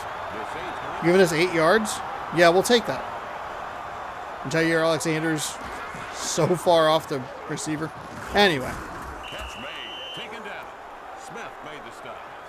He Thankfully, that call that should have been overturned did not come back to bite anybody in the behind. Vikings still won like they probably should have. Allen and the Bills have not looked good in second halves of games lately. And Josh Allen has a lot of turnovers.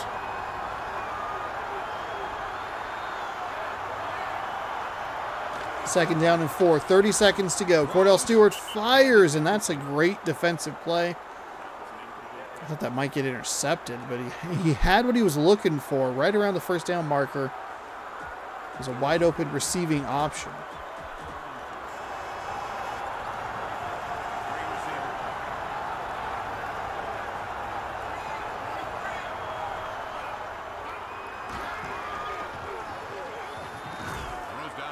Down the field. Oh, he's lucky that wasn't intercepted. Defender was in great position. Difficult to make that turnaround grab, though.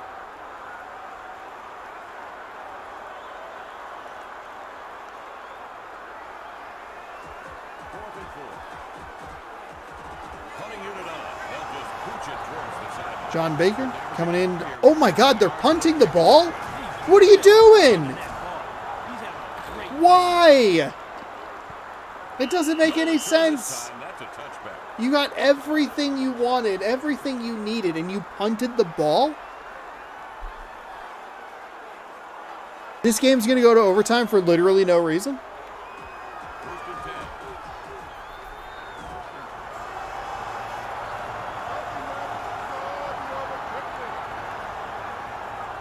For some reason, I thought number 33 was going to be the quarterback.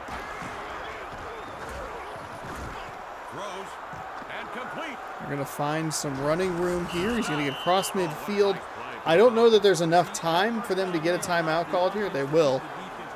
Harrington, though, with a nice find over the middle. Why? There's no reason to not kick the field goal there. Even if you miss it, the net difference is like 15 yards of field position. Who cares?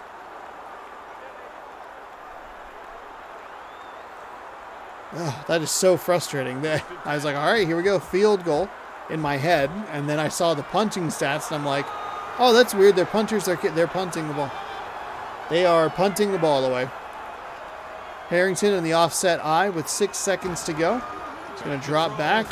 Saints bring pressure, and they will get home, pushing them back across midfield.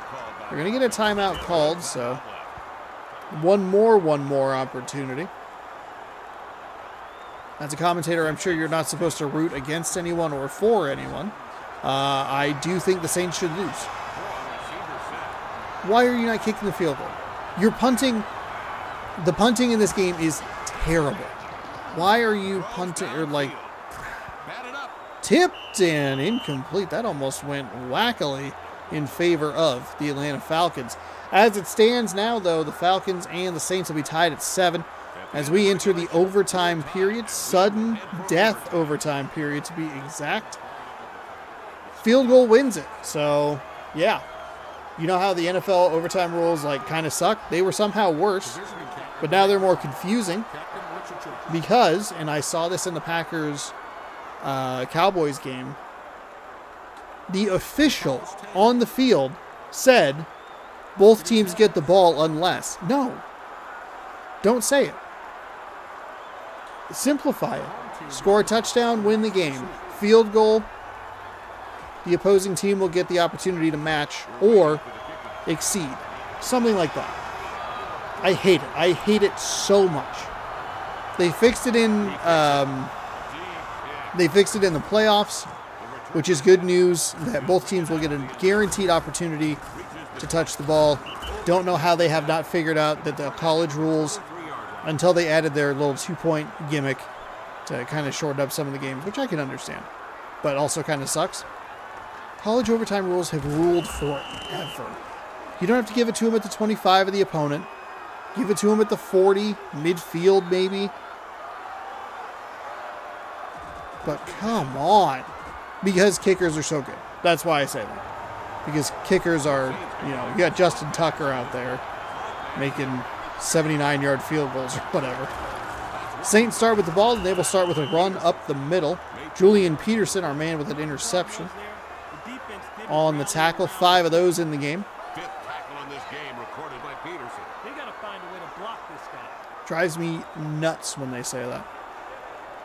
And I was getting irritated with one of the commentators yesterday. And 6.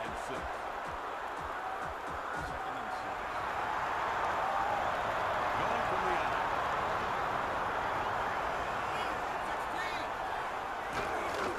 the out. Oh, it was Greg Olsen. That's who it was. I was yelling at Greg Olsen. Brought down by Robinson. And then there was a nice breakdown of one of the Packers' touchdowns, talking about how they have a stack of receivers on the right side of the line, and it's 3 defenders, and basically it's to try to get the defenders to switch, but by the time one of the defenders has to make a decision, the receiver's coming at him full speed, and by that time it's too late.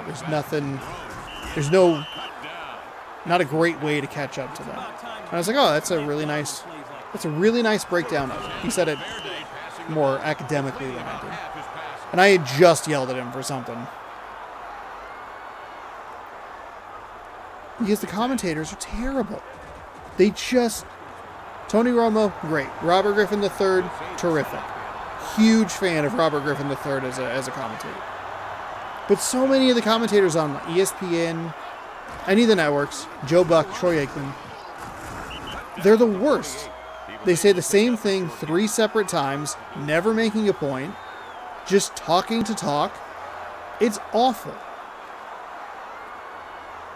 There were 2 commentators for an ESPN game probably about a month ago at this point, but it was the most terrific commentary team I have probably ever heard.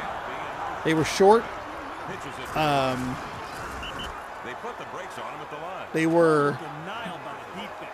I guess short and concise would be the same thing.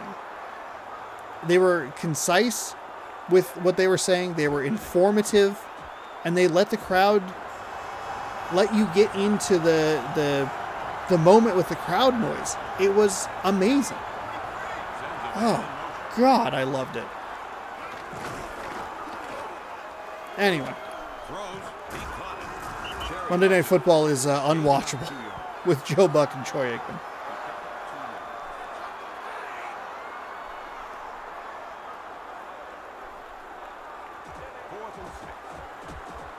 So 4th and 6 from midfield in the overtime period. We might get a 2-minute warning here. Actually, they're going to get the punt away. We might end up with a tie game. Oh, it's right there for them to get it, but it's into the end zone. Oh, that was the best punt we'd seen, the most. Oh, a bummer. And look, I'm not saying that it's easy to be a commentator. I'm not trying to be an ass or anything, but at the same time, it can be very frustrating when you're trying to just like watch a game and there's someone droning on. There was another game I was watching recently on ESPN that had like a quarterback went out with an injury and they just kept talking about him. And even ESPN, when they had the Yankees playing the Red Sox and Judge's pursuit of the home run record was like, oh, it's hit and incomplete. I thought that might get picked off. Every single time they'd show the batter, show the pitch, cut to Aaron Judge. Okay, show the batter, show the pitch, Aaron Judge. Like, oh my God, there are other people playing this game too. Anyway, thanks for watching this video. Hopefully you enjoyed. 3rd down and 4 with 1:24 to go. King stops it. The defense boxed them in pretty good, and they didn't let the play or the runner get away. Do we see a timeout from the Saints here to try and give themselves more time with the ball? Or is everyone just content with a miserable tie? I mean, there's no reason to not take a timeout there. I think you only have 2 in the overtime period. It doesn't matter. That's a boomer. Toomer gets the ball. A boomer to Toomer. Down by Cook. He got Not quite near the 30. And we're likely looking at a tie here in this abysmal game. This is a game that the Saints should have won. With a field goal, I'd be curious. I don't know who their kicker is. I could look at it. First and 10. Look at that. Look at the spot and see if the kicker would be able to make it from there. But that's been a major problem with this game is punting when you should be kicking the field goal. We'll swing pass out of the backfield. Don't love the play design with the time remaining. You got to try to get bigger chunks. You don't even need a touchdown. You just need a field goal. Timeout called by the offense. They have one timeout left. Second and 10. One timeout to go here. 43 seconds to go. From the I formation, Cordell Stewart takes the snap, and they're going to run the ball. Pulled down at the 34-yard line. He got it upfield nicely. That was an effective run for the offense. They did some damage on that play. Do they think it's the first quarter? Third and 4. Drawing from the out.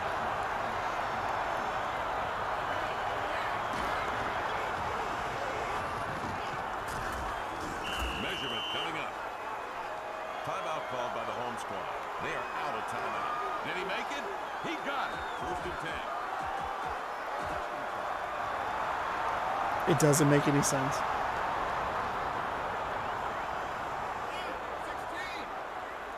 So now you're sitting at 14 seconds, no timeouts. Even if you were to get this big bomb down the field, which you will, he might have gotten tackled out of bounds. Kevin, when the quarterback has time to get comfortable, his accuracy, stats, and paycheck all go up.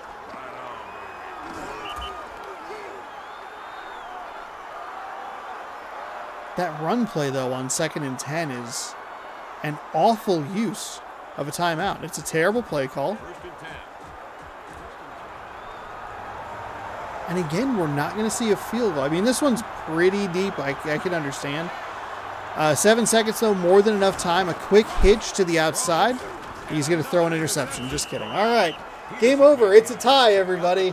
Oh, wow. Julian Peterson's second interception of the game. My goodness. He only has himself to blame for that pick. They're showing his season stats for some reason, which is surprising. But 2 interceptions, that's a more impressive in-game stat is 2 interceptions. 4 seconds to go. And this misery will conclude in overtime with a tie. Atlanta, unless they have some kind of miracle. Why are you running the ball? Oh, my God. It doesn't make any sense. What are you doing? And this one finishes in a tie.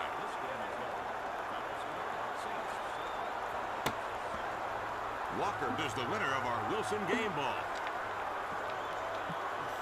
And now let's take a look at the Pepsi highlight reel.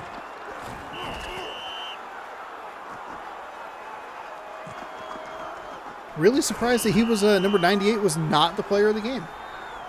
2 picks by him.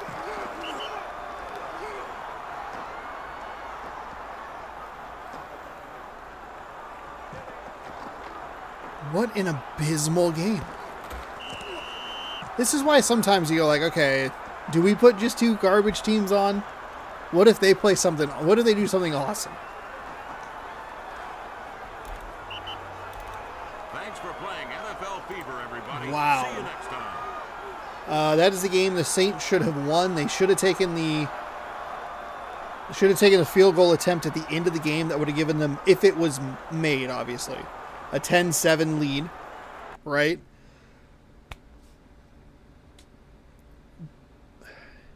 But why are you running the ball on a 2nd and 10?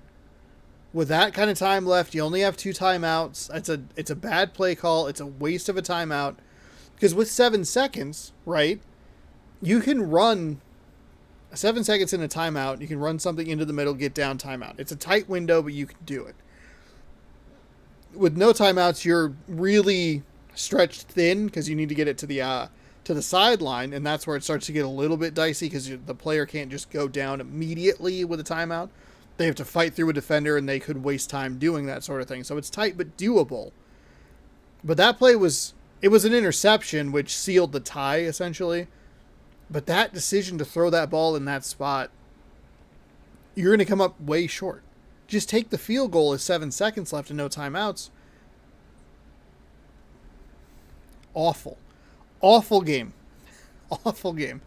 We are going to go out west, and we are going to check out the Cardinals taking on the 49ers. I know the 49ers were on just a couple weeks ago, but that is okay. Top team in the NFC West. We have not seen Arizona much this season. I think just one game so far.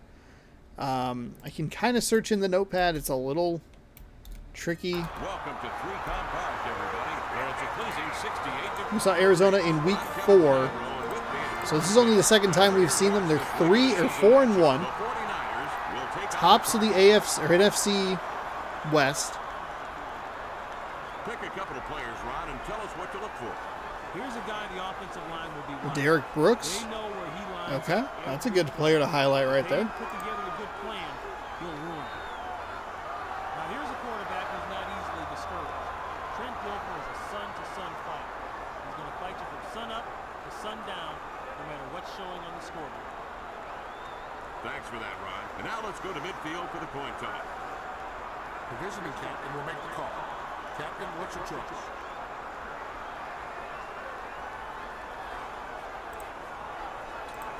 He calls tails. It is heads. Welcome on into the third and final game of our triple header. The home team won. Rounding out week number 8. We're going to see the 49ers on offense first. Coachman is ready to get this party started. A pretty competitive NFC West. There's the kick. It's on, ladies and gentlemen. He's got it. Starts upfield. Get up to the 10 or the 20. Look for some room. Nice spin move. And he went left. He went the correct direction to try and really get that explosive return.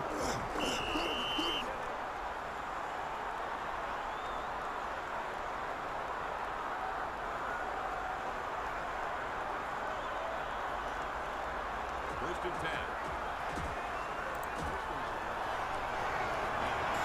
Single back set.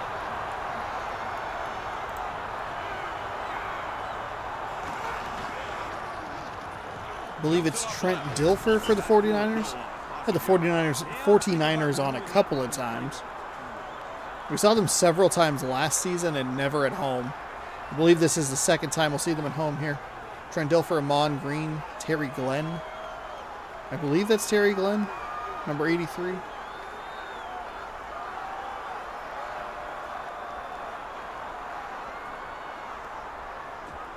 and 13. Four wideouts in the game. Glenn wide left. Drops back. Scramble. Rolls to his left, fires, and finds an open receiver.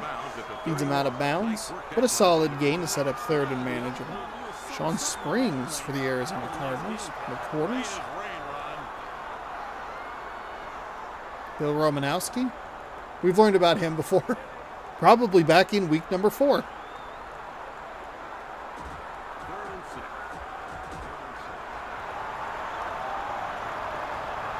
They're going with one running back. A blazing amount of time left with a 3rd and 6.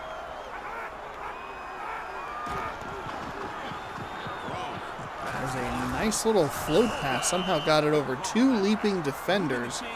They'll convert for a first down. Touchdown will come. Keep the chains moving. Good things will follow. First and 10.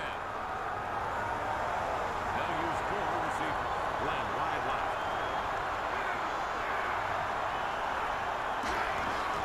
Green has the ball. There's a run right up the middle. Down near the 47. Taken down after he got past the 45 and a nice gain on first down, so it's up second and short. Slap the defense upside the head on that play. They just seem to want it more. Second and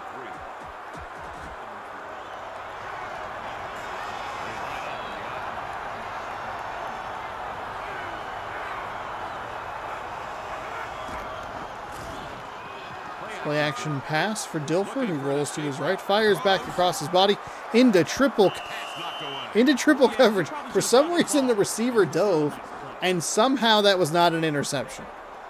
3 Cardinals had a shot at it, and it's just batted to the ground. The receiver diving like he thought he had a chance. Very bizarre play. Brings up a 3rd down and 3.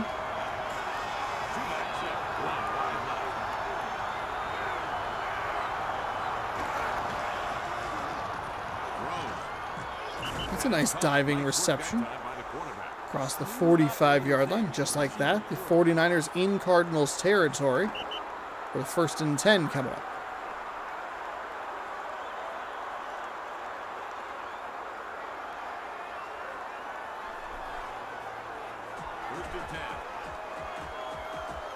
I can't believe the last game was a tie. I can't. Oh. We had to waste an extra 5-minute quarter on that game. It sucked. It was so bad. False start on the 49ers against number 66. 1st and 15 coming up.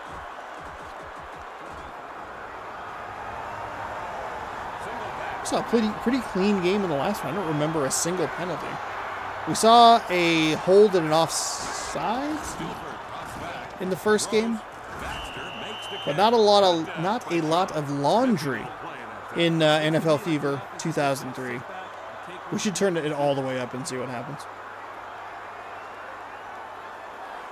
There are some great cheats in, like, I wonder if I have any of them available. I think I have my 64 around. NFL Quarterback Club, like 98.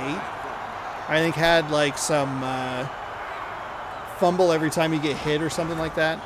Like cheat codes. I know you could do it in Madden, but it was a Madden card that you had to get.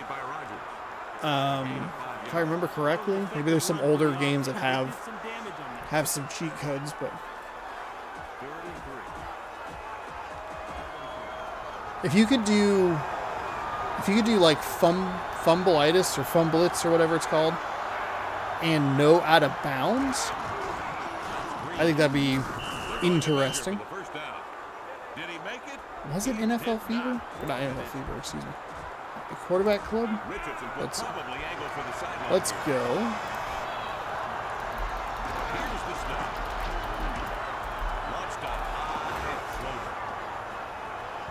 Quarterback Club 98.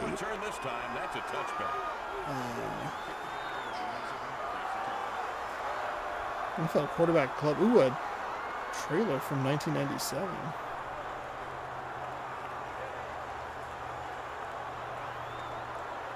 Someone uploaded a long play of this video 2 years ago.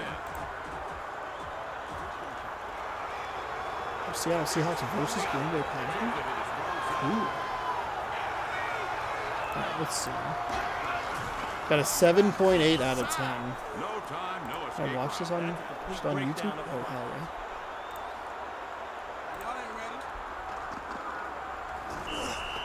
yeah. In 64th Street. That's a pretty good name. The top comment, or the only comment on this, and I'm not trying to be rude or anything, but the only comment on this video is from 4 years ago, and it's just, I like the Dallas Cowboys. That's it. That's terrific. Man, a lot of time is spent. This matchup would have probably been the most consistent matchup that we would have played between my brother and myself in these old games. I love the Packers. He loves the Seahawks. Ooh, a 69-yard kickoff. Nice. Todd Peterson.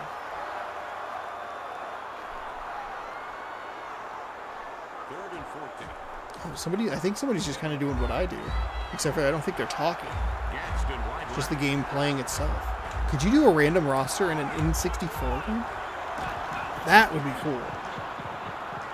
You always had to delete the seasons in the franchises because they took up so much storage on the memory card. Whew. Anyway, Quarterback Club 98. See if we can find a wiki with some cheats. Images, review, summary, news. First and 10. At the end of the first quarter, we are scoreless. Guys. Let's see. Quarterback Club 98. Shoots. Single back set. Receive on every coin toss. Man in motion.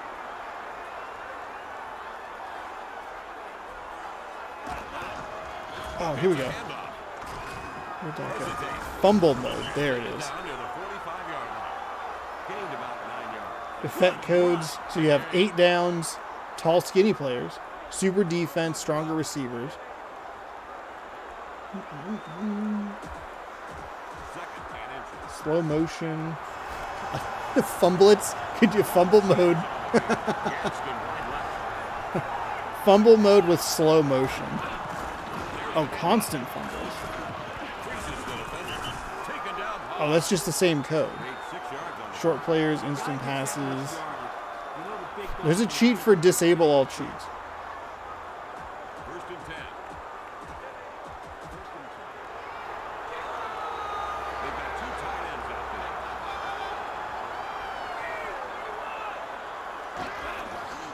Oh, slippery field? Pushes off the defender. Help Oh, him acclaim cross and the iguana sideline. teams. Gained about 5 yards. Electric football mode. What does that mean? Huh. Second and 5. So there's no, like, 2 running backs behind the non-out of bounds It's a pitch. sort of thing. Brought down by Hambrick. Huh. Okay, so I have that. good job of making All sure right. he got something out of the front.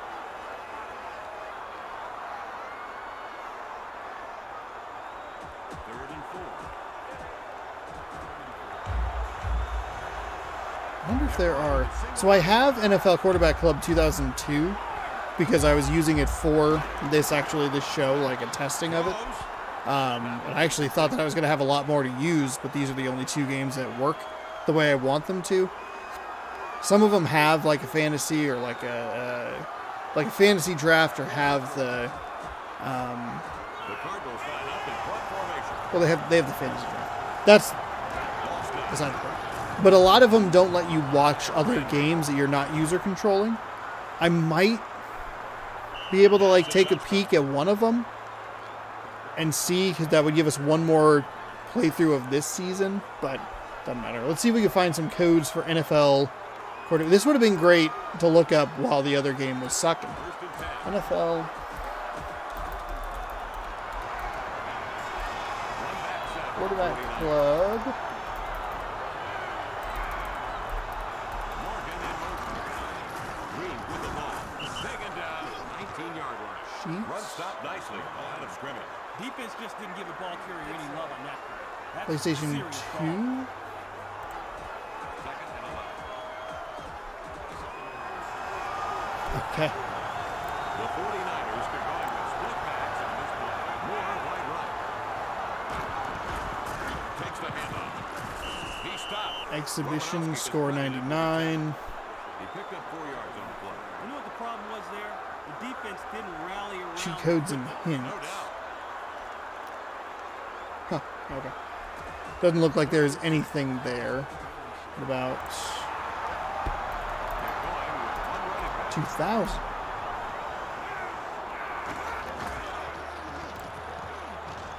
Throws. Oh, tip to the It's line. incomplete. Oh, okay. Alien Stadium?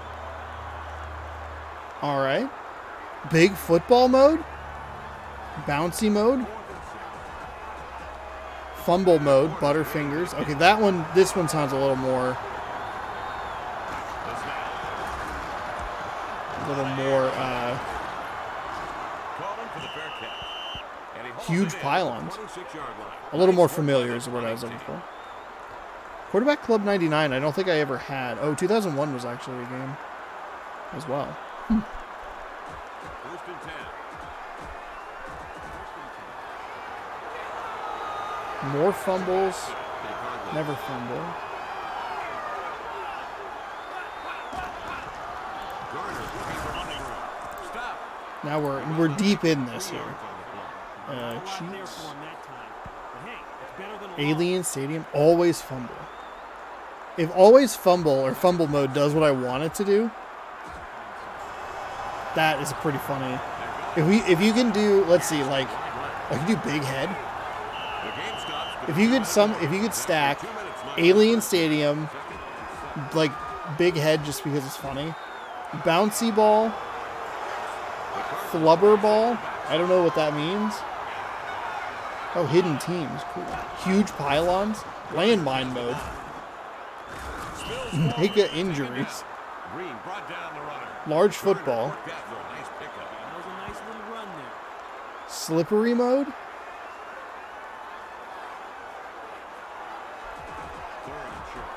All right, hold on. So that's 99. What about 2001?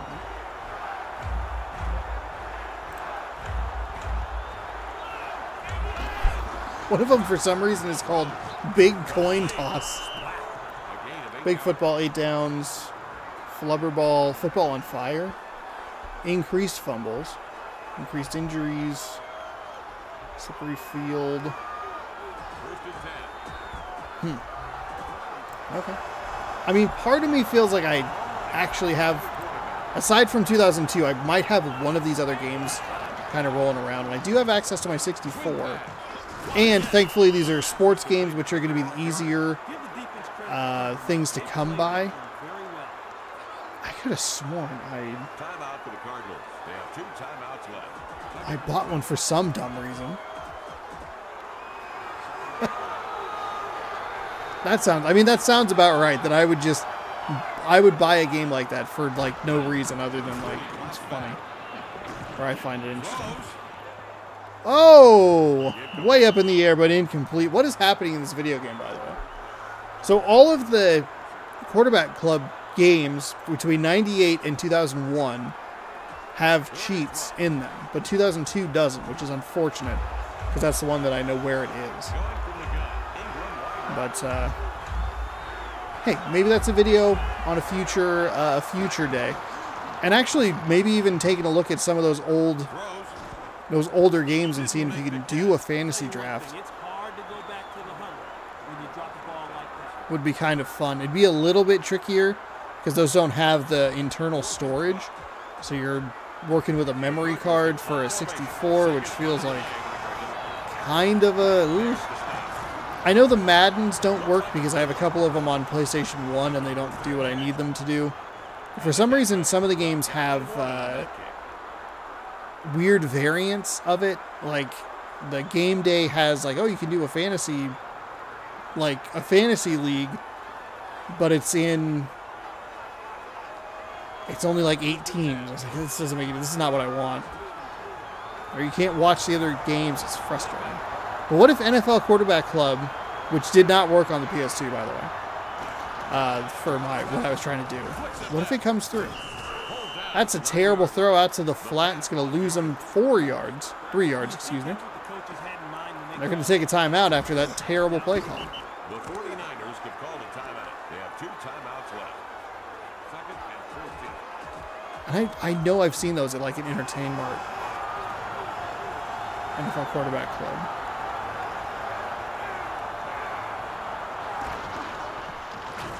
My brain.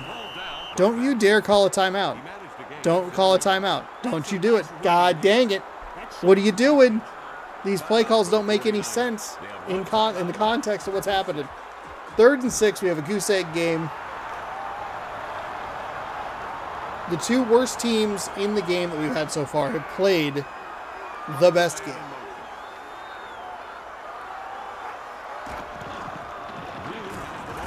Taken down. Webster was the tackler. Y'all ain't ready.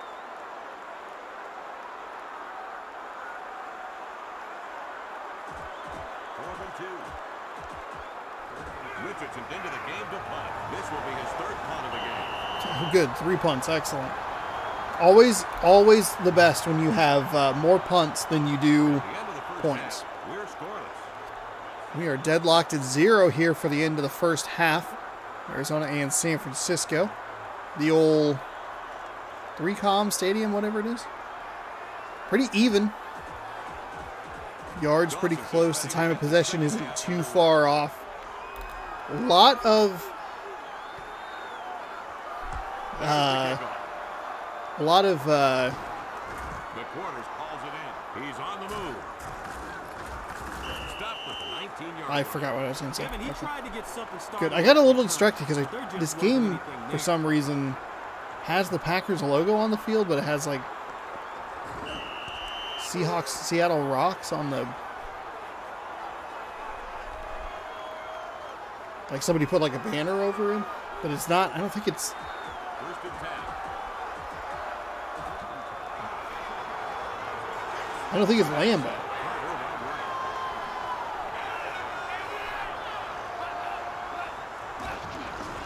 Gardner runs it. Nah, who cares? Brought down at the 19-yard line. Hamburg made the stop. They stopped him at the line. No gain. That was one heck of a play by the defense there.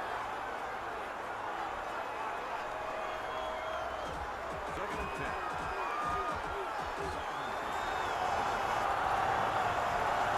Arizona, San Francisco here, third quarter, second down and 10. No running. Hand the ball off again. Find a little bit of room. Hamburg Just brought going that right play up to the an end. middle. Made 3 yards on the play. It didn't look like much, but his blockers will appreciate the effort. He just didn't quit trying. 4th and 6.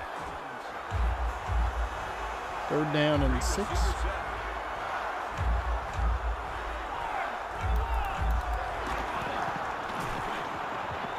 Gonna look to the left, find a receiver, and makes a nice, I guess makes a man miss, kind of just a bad tackle. That's the kind of They'll convert for the first down, and a nice play. Is that Dave Craig, the quarterback for the Seahawks all the way back then? My goodness. Oh no, Freeze. First and 10. I don't even know who that is. Moon shines. Wait, why is it Warren Moon in the game? What are you talking about? What the heck? There's the pitch out. There's a big thing in the background that says Moon shines, but Freeze is the quarterback for some reason. Booker took down the ball carrier. Garner met little resistance on that carry. He wound up making 10 yards on the play. Kevin, that looks like somebody on defense blew an assignment. There's just no excuse for letting a runner rip off a big one like this. First and 10.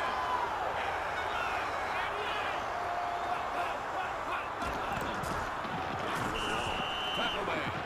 He's like in the game the whole time. The O-line didn't get So it done. weird. They got to get a better push up front than that.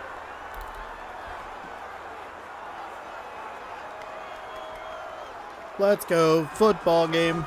Oh, Doug Flutie's the quarterback here. Did I see that correctly? Arizona taking their sweet time with this drive.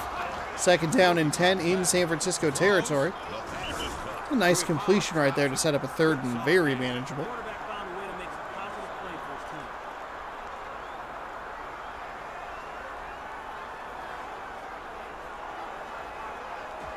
Third and 2.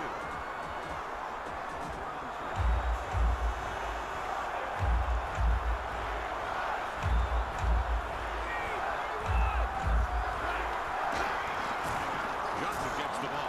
There's that. And taken down near the 36.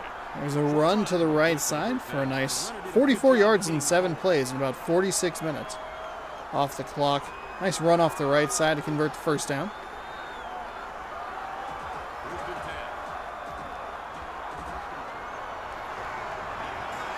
Two running back. Gadsden wide left. Play action fake. Doesn't really fake it to anybody. That's back across the body. You don't love seeing it. Played it, but no gain. Might not be Doug Flutie. Man, what a play. Left by the Flutie was Had left-handed. that play diagnosed right from the start. Oh my goodness. So the score at the end of the first quarter of this video, 3-0. Seattle has 1 total yard. And Green Bay has 45 total yards with -3 rush yards. Oh my god. No running. Just two real talented teams here. And taken down near the 21-yard line. He found plenty of room to run that time. He picked up 14 yards on the play. Tremendous. I mean, Seattle wasn't bad back then. And Green Bay right around that time was one of the best teams in the league.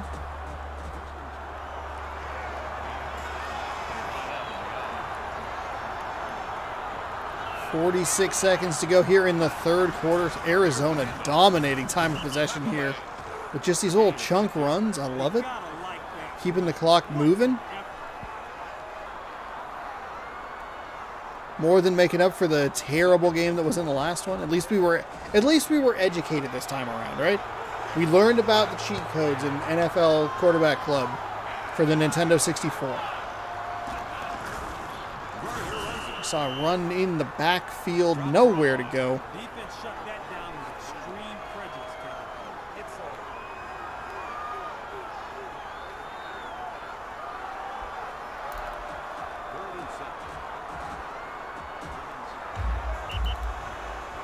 Time of possession now 9:40 to 5:22. That's the end of the third quarter. Did San Francisco touch the ball that entire time?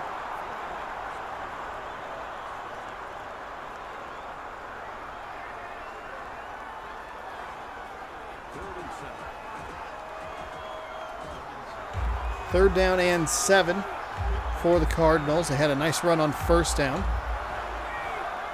Great defensive play by the 49ers on second down. Sets up a third and long, and another great defensive play by the 49ers is going to set up a field goal attempt. So all that time taken off the clock, all that yardage gained. That is Doug Flutie.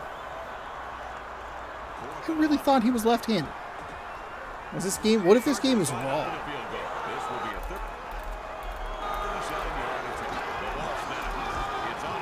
Doug Flutie. Oh, no, he's definitely throwing with his right hand in this very weird photo, I think. Okay, never mind. All right. I will admit I was incorrect on this one. My bad.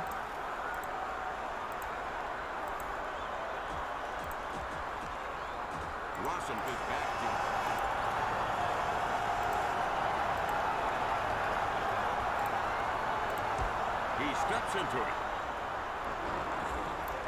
Glenn has the ball. Here's the return. Across the 20. Stop. The tackle was made by Evans.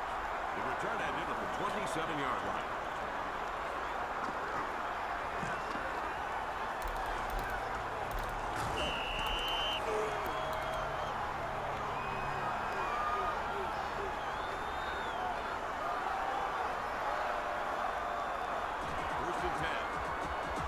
So first and 10 from the 27. 3-0 our score here with Arizona on top.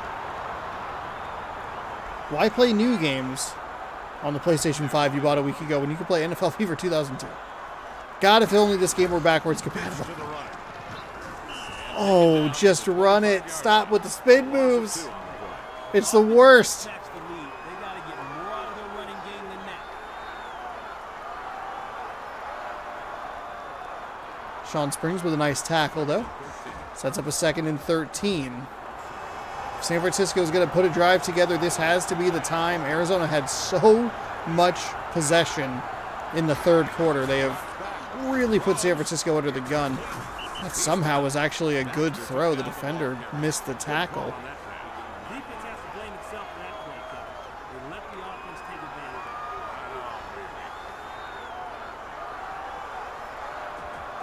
of it. Neither team all that excited about doing anything, moving the ball. No thanks. I appreciate it, though. You know, if you're going to give me a crappy game, at least give me a fast crappy game rather than a slow crappy game. Oh, no. He had the first down, but he ran backwards. That's going to be a loss of 2. They're not going to give him forward progress on that. Look at this play. He has it. He shakes the defender, tries to U-turn, and gets knocked on his behind. Oh, wow. 4th and 6. That should have been a first down. First down right there. That's the point where you just go like, okay, you need to just go down. Maybe reach the ball out a little bit. Try and make sure that we get the first down, but you lose 3 yards on that play when you catch it at the sticks. Good work by the return man. He technically lost 6 yards from where he caught it. Spiral kick.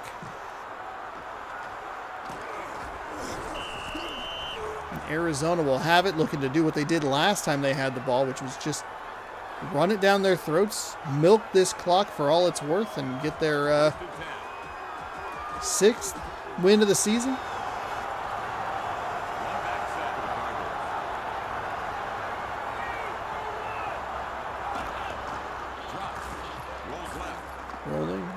Rolling, firing. Wow, that was a very surprising result. He's down the left sideline. None of the San Francisco defenders. There was a guy right there. And I had complimented this game earlier in that plays like that didn't happen, because that's what we saw a lot last time we had this game.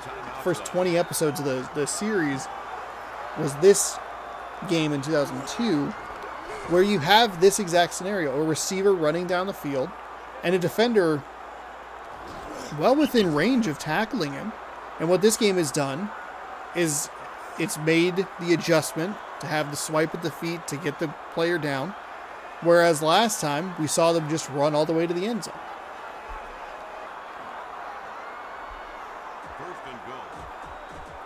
First and goal. The most surprising aspect of that play, by the way, was it looked like it was going to the receiver who was double covered, and I thought, ooh, this is a mess. But got past them to a wide open receiver behind him, and a terrific run down the field. So we're going to see a false start against Arizona, who I guess went by Phoenix for a while, which is interesting. The Phoenix Cardinals.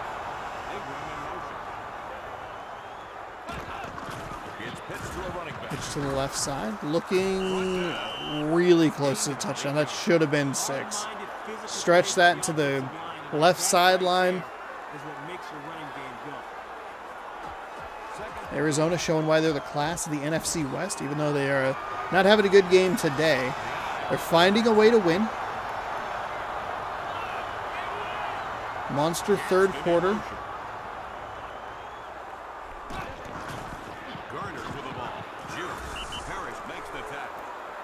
Knocked back at the 1-yard line, so 3rd and goal coming up here after the 2-minute warning. This is where it gets interesting. If you're Arizona, do you just say screw it and go for the touchdown on a 4th down? You're inches away. Oh, he got sacked before he could even hand the ball off. Okay, now you just kick the field. Now you kick the field goal. If you get stuffed, go for it again.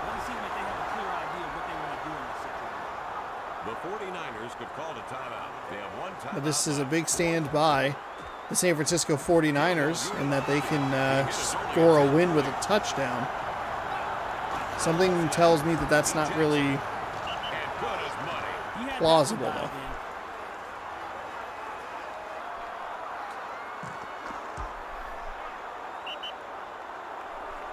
The drive covered 58 yards and took 6 plays.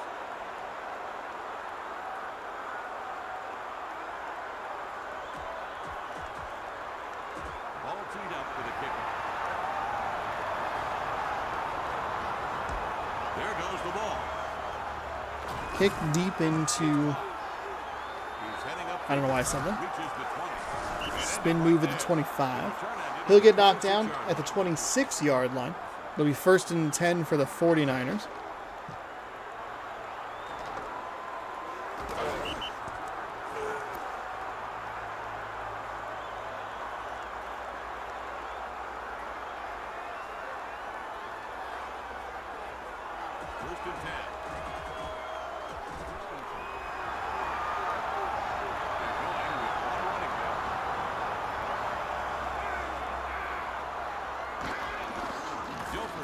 Dropping back, fires, and that's going to be a catch past the 1st down marker. San Francisco off to a good start. Let's see how accurate he is when he's running for his life. 1st and 10.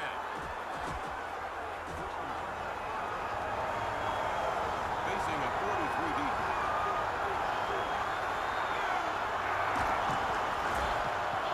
Drops back, fires over to the left side, straddles the sideline and gets near the 45 before he's pushed out. We'll see what happens.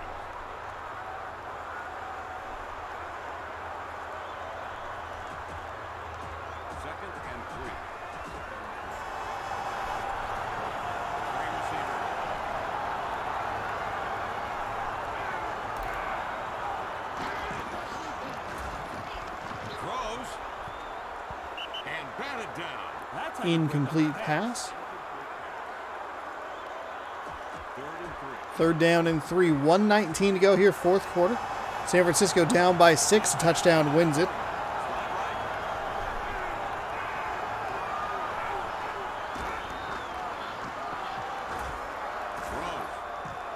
Very lucky for San Francisco. There was a free rusher coming, but then it magnetized them to an offensive lineman. And instead of a free rush at the quarterback for a sack, you can see he just gets engaged for no reason. It's a big completion down the right sideline. Sean Springs, it looks like, on the tackle, number 24. I know that number, I know that name.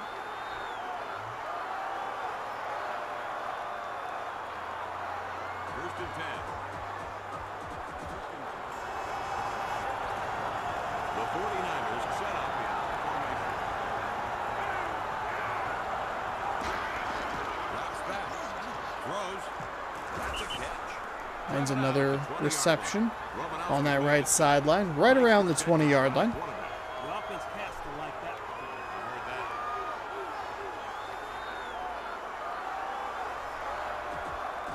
Second and 4. Don't think about throwing it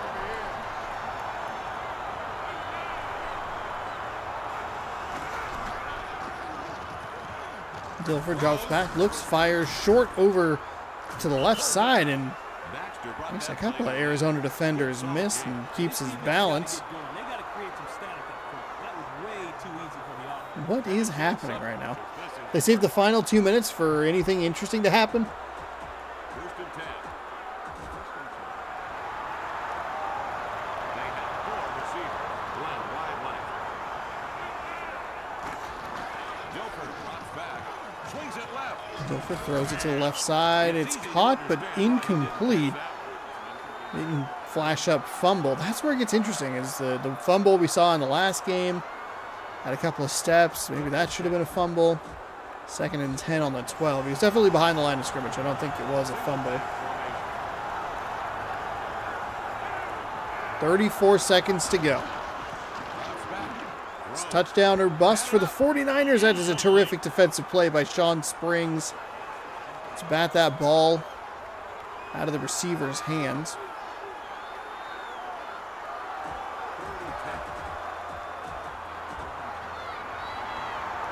Arizona has to hold for 2 plays. Glenn in motion.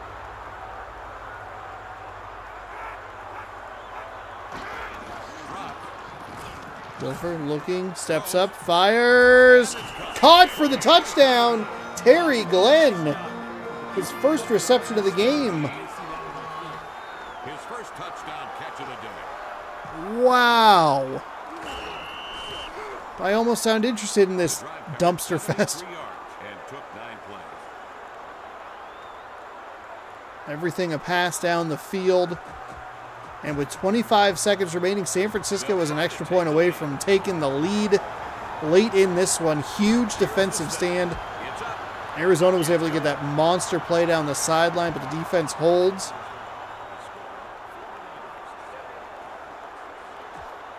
And gives San Francisco's offense a chance to take the lead. A touchdown on that last Arizona drive all but does it for this game. Makes it 10-zip. 10-7 now. They need an onside kick and a very quick drive to get a field goal. He's brought down. Wow. Turn that into the 23-yard line.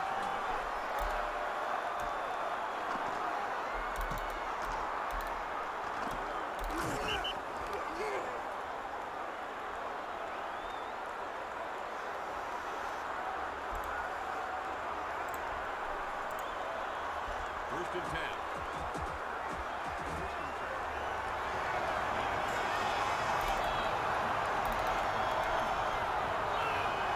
22 seconds to go. First down and 10.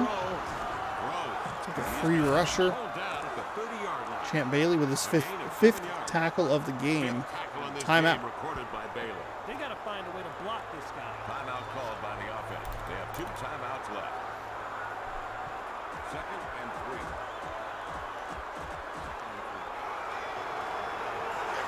single back safe.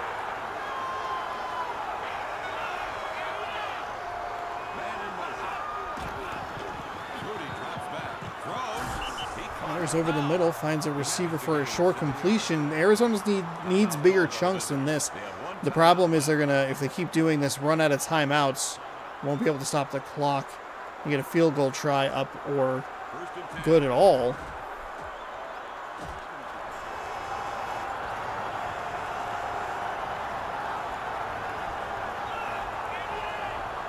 Graham in motion. Drops. Makes a quick exit. Here comes the rush. Throws. Myers tipped and incomplete. I love it when the defense competes on a play like that. They're not going to give him anything easy.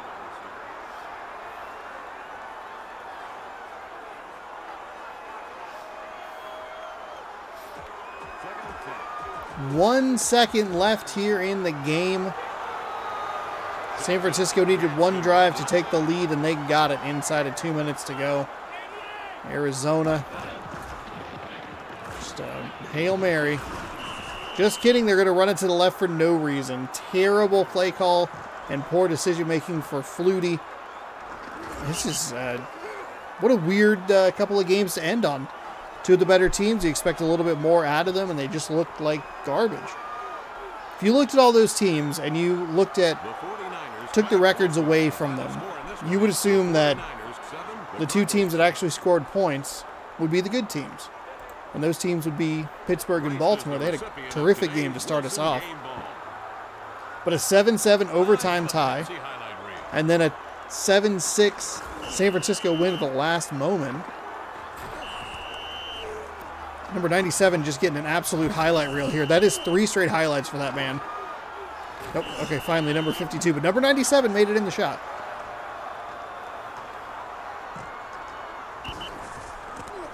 Terry Glenn with the game winner. An extra point is a highlight in this game. That is pathetic. That is pathetic. An extra point made the highlight reel? Are you kidding me? What an absolute disgrace.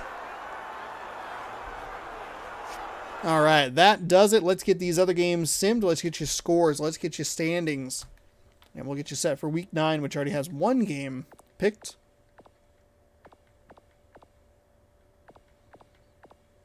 I actually have 2 games in the following week, Week 10, kind of selected as well. So we will scroll all the way up to the top. 7-7 tie, an absolute misery fest between the Falcons and the Saints. Vikings pummel the Bears 31-10. Browns over the Jets 31-20. Fun fact, I was actually thinking about broadcasting this game. No guarantees it would have been that high scoring because I think it's simulated for 15 minutes, but it's only broadcast for 5 minutes per quarter. But still a more entertaining game than what ended up being the last one, which was Atlanta and New Orleans. Bills beat the Jets 26-6. Kansas City falls to Oakland 17-14. The Ravens win by 7 in a great game that opened our slate today, 24-17. Cowboys all over Seattle, 34-10. And the Buccaneers beat the Panthers by a touchdown, 30-23. The Bengals continue their winning ways, 17-6 over the Tennessee Titans. 49ers win an absolute slop fest / cheat code learning session, 7-6 over the Cardinals. 49ers over the Cardinals, whatever. Patriots, Broncos, 13-7 in favor of New England. The Texans crush the Jaguars 24-7. The Colts fall in Washington 30-17. The Eagles and the Giants. That's actually the Monday location today. We're going to Philly. That game's actually started. New York wins by 14, 31-7 in the city of brotherly love. Taking a look at the standings, only one team with one loss, and that is the Oakland Raiders. All the other one-loss teams fell today. Which was... Wait, did the Bengals lose? Did I read that score incorrectly? You know, they won. Okay. For some reason, I thought the Bengals had only one loss. Doesn't matter. We're starting in the NFC East. The Cowboys 5-3 with the Giants just behind at 4-3. They are tied with the Eagles also at 4-3. Washington stuck at 2-5. In the AFC East, we have the Jets on top at 5-2. The Patriots close behind at 4-3. The Bills at 4-4, and the Dolphins all the way down at 2-5. The South has a couple of ties and a couple of 4-win teams. The Falcons 4-2-1. The Buccaneers 4-4.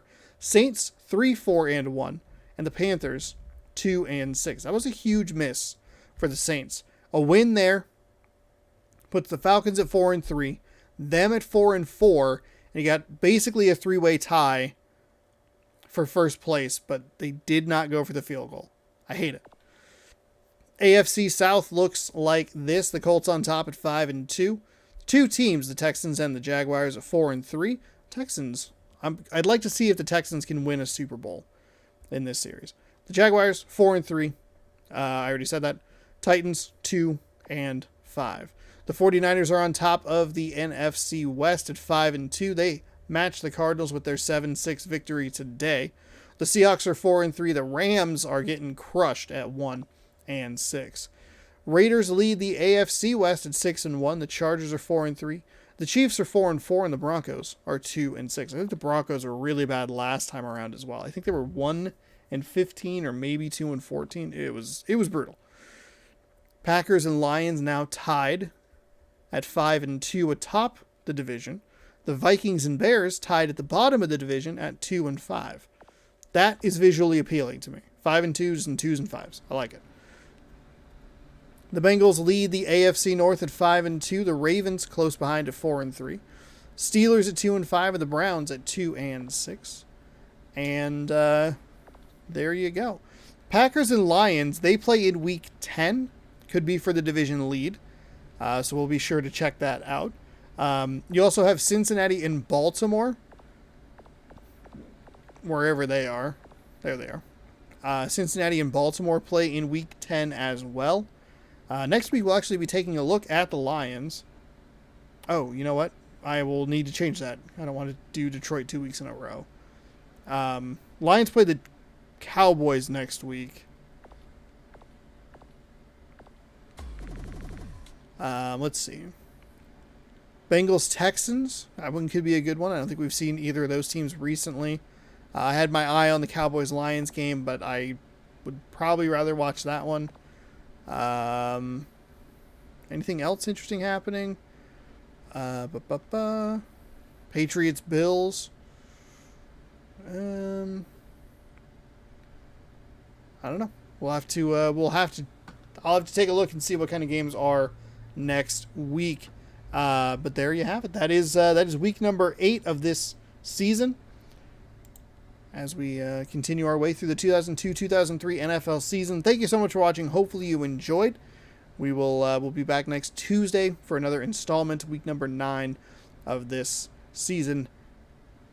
We'll be here. So be sure to scroll down, subscribe, ring that bell. That way you're notified when I post new videos. If there's a game you want to see, let me know down in the comments below, and you might see it on a future. You might see it next week. Who knows? Let's get the heck on out of here. Thanks for watching. Goodbye. My throat is like done, so let's wrap this up. Didn't need to tell you that. Thank you for watching. Hopefully you learned interesting cheat codes, and we'll see you next week for more NFL action right here on youtube.com/JohnSourceRex.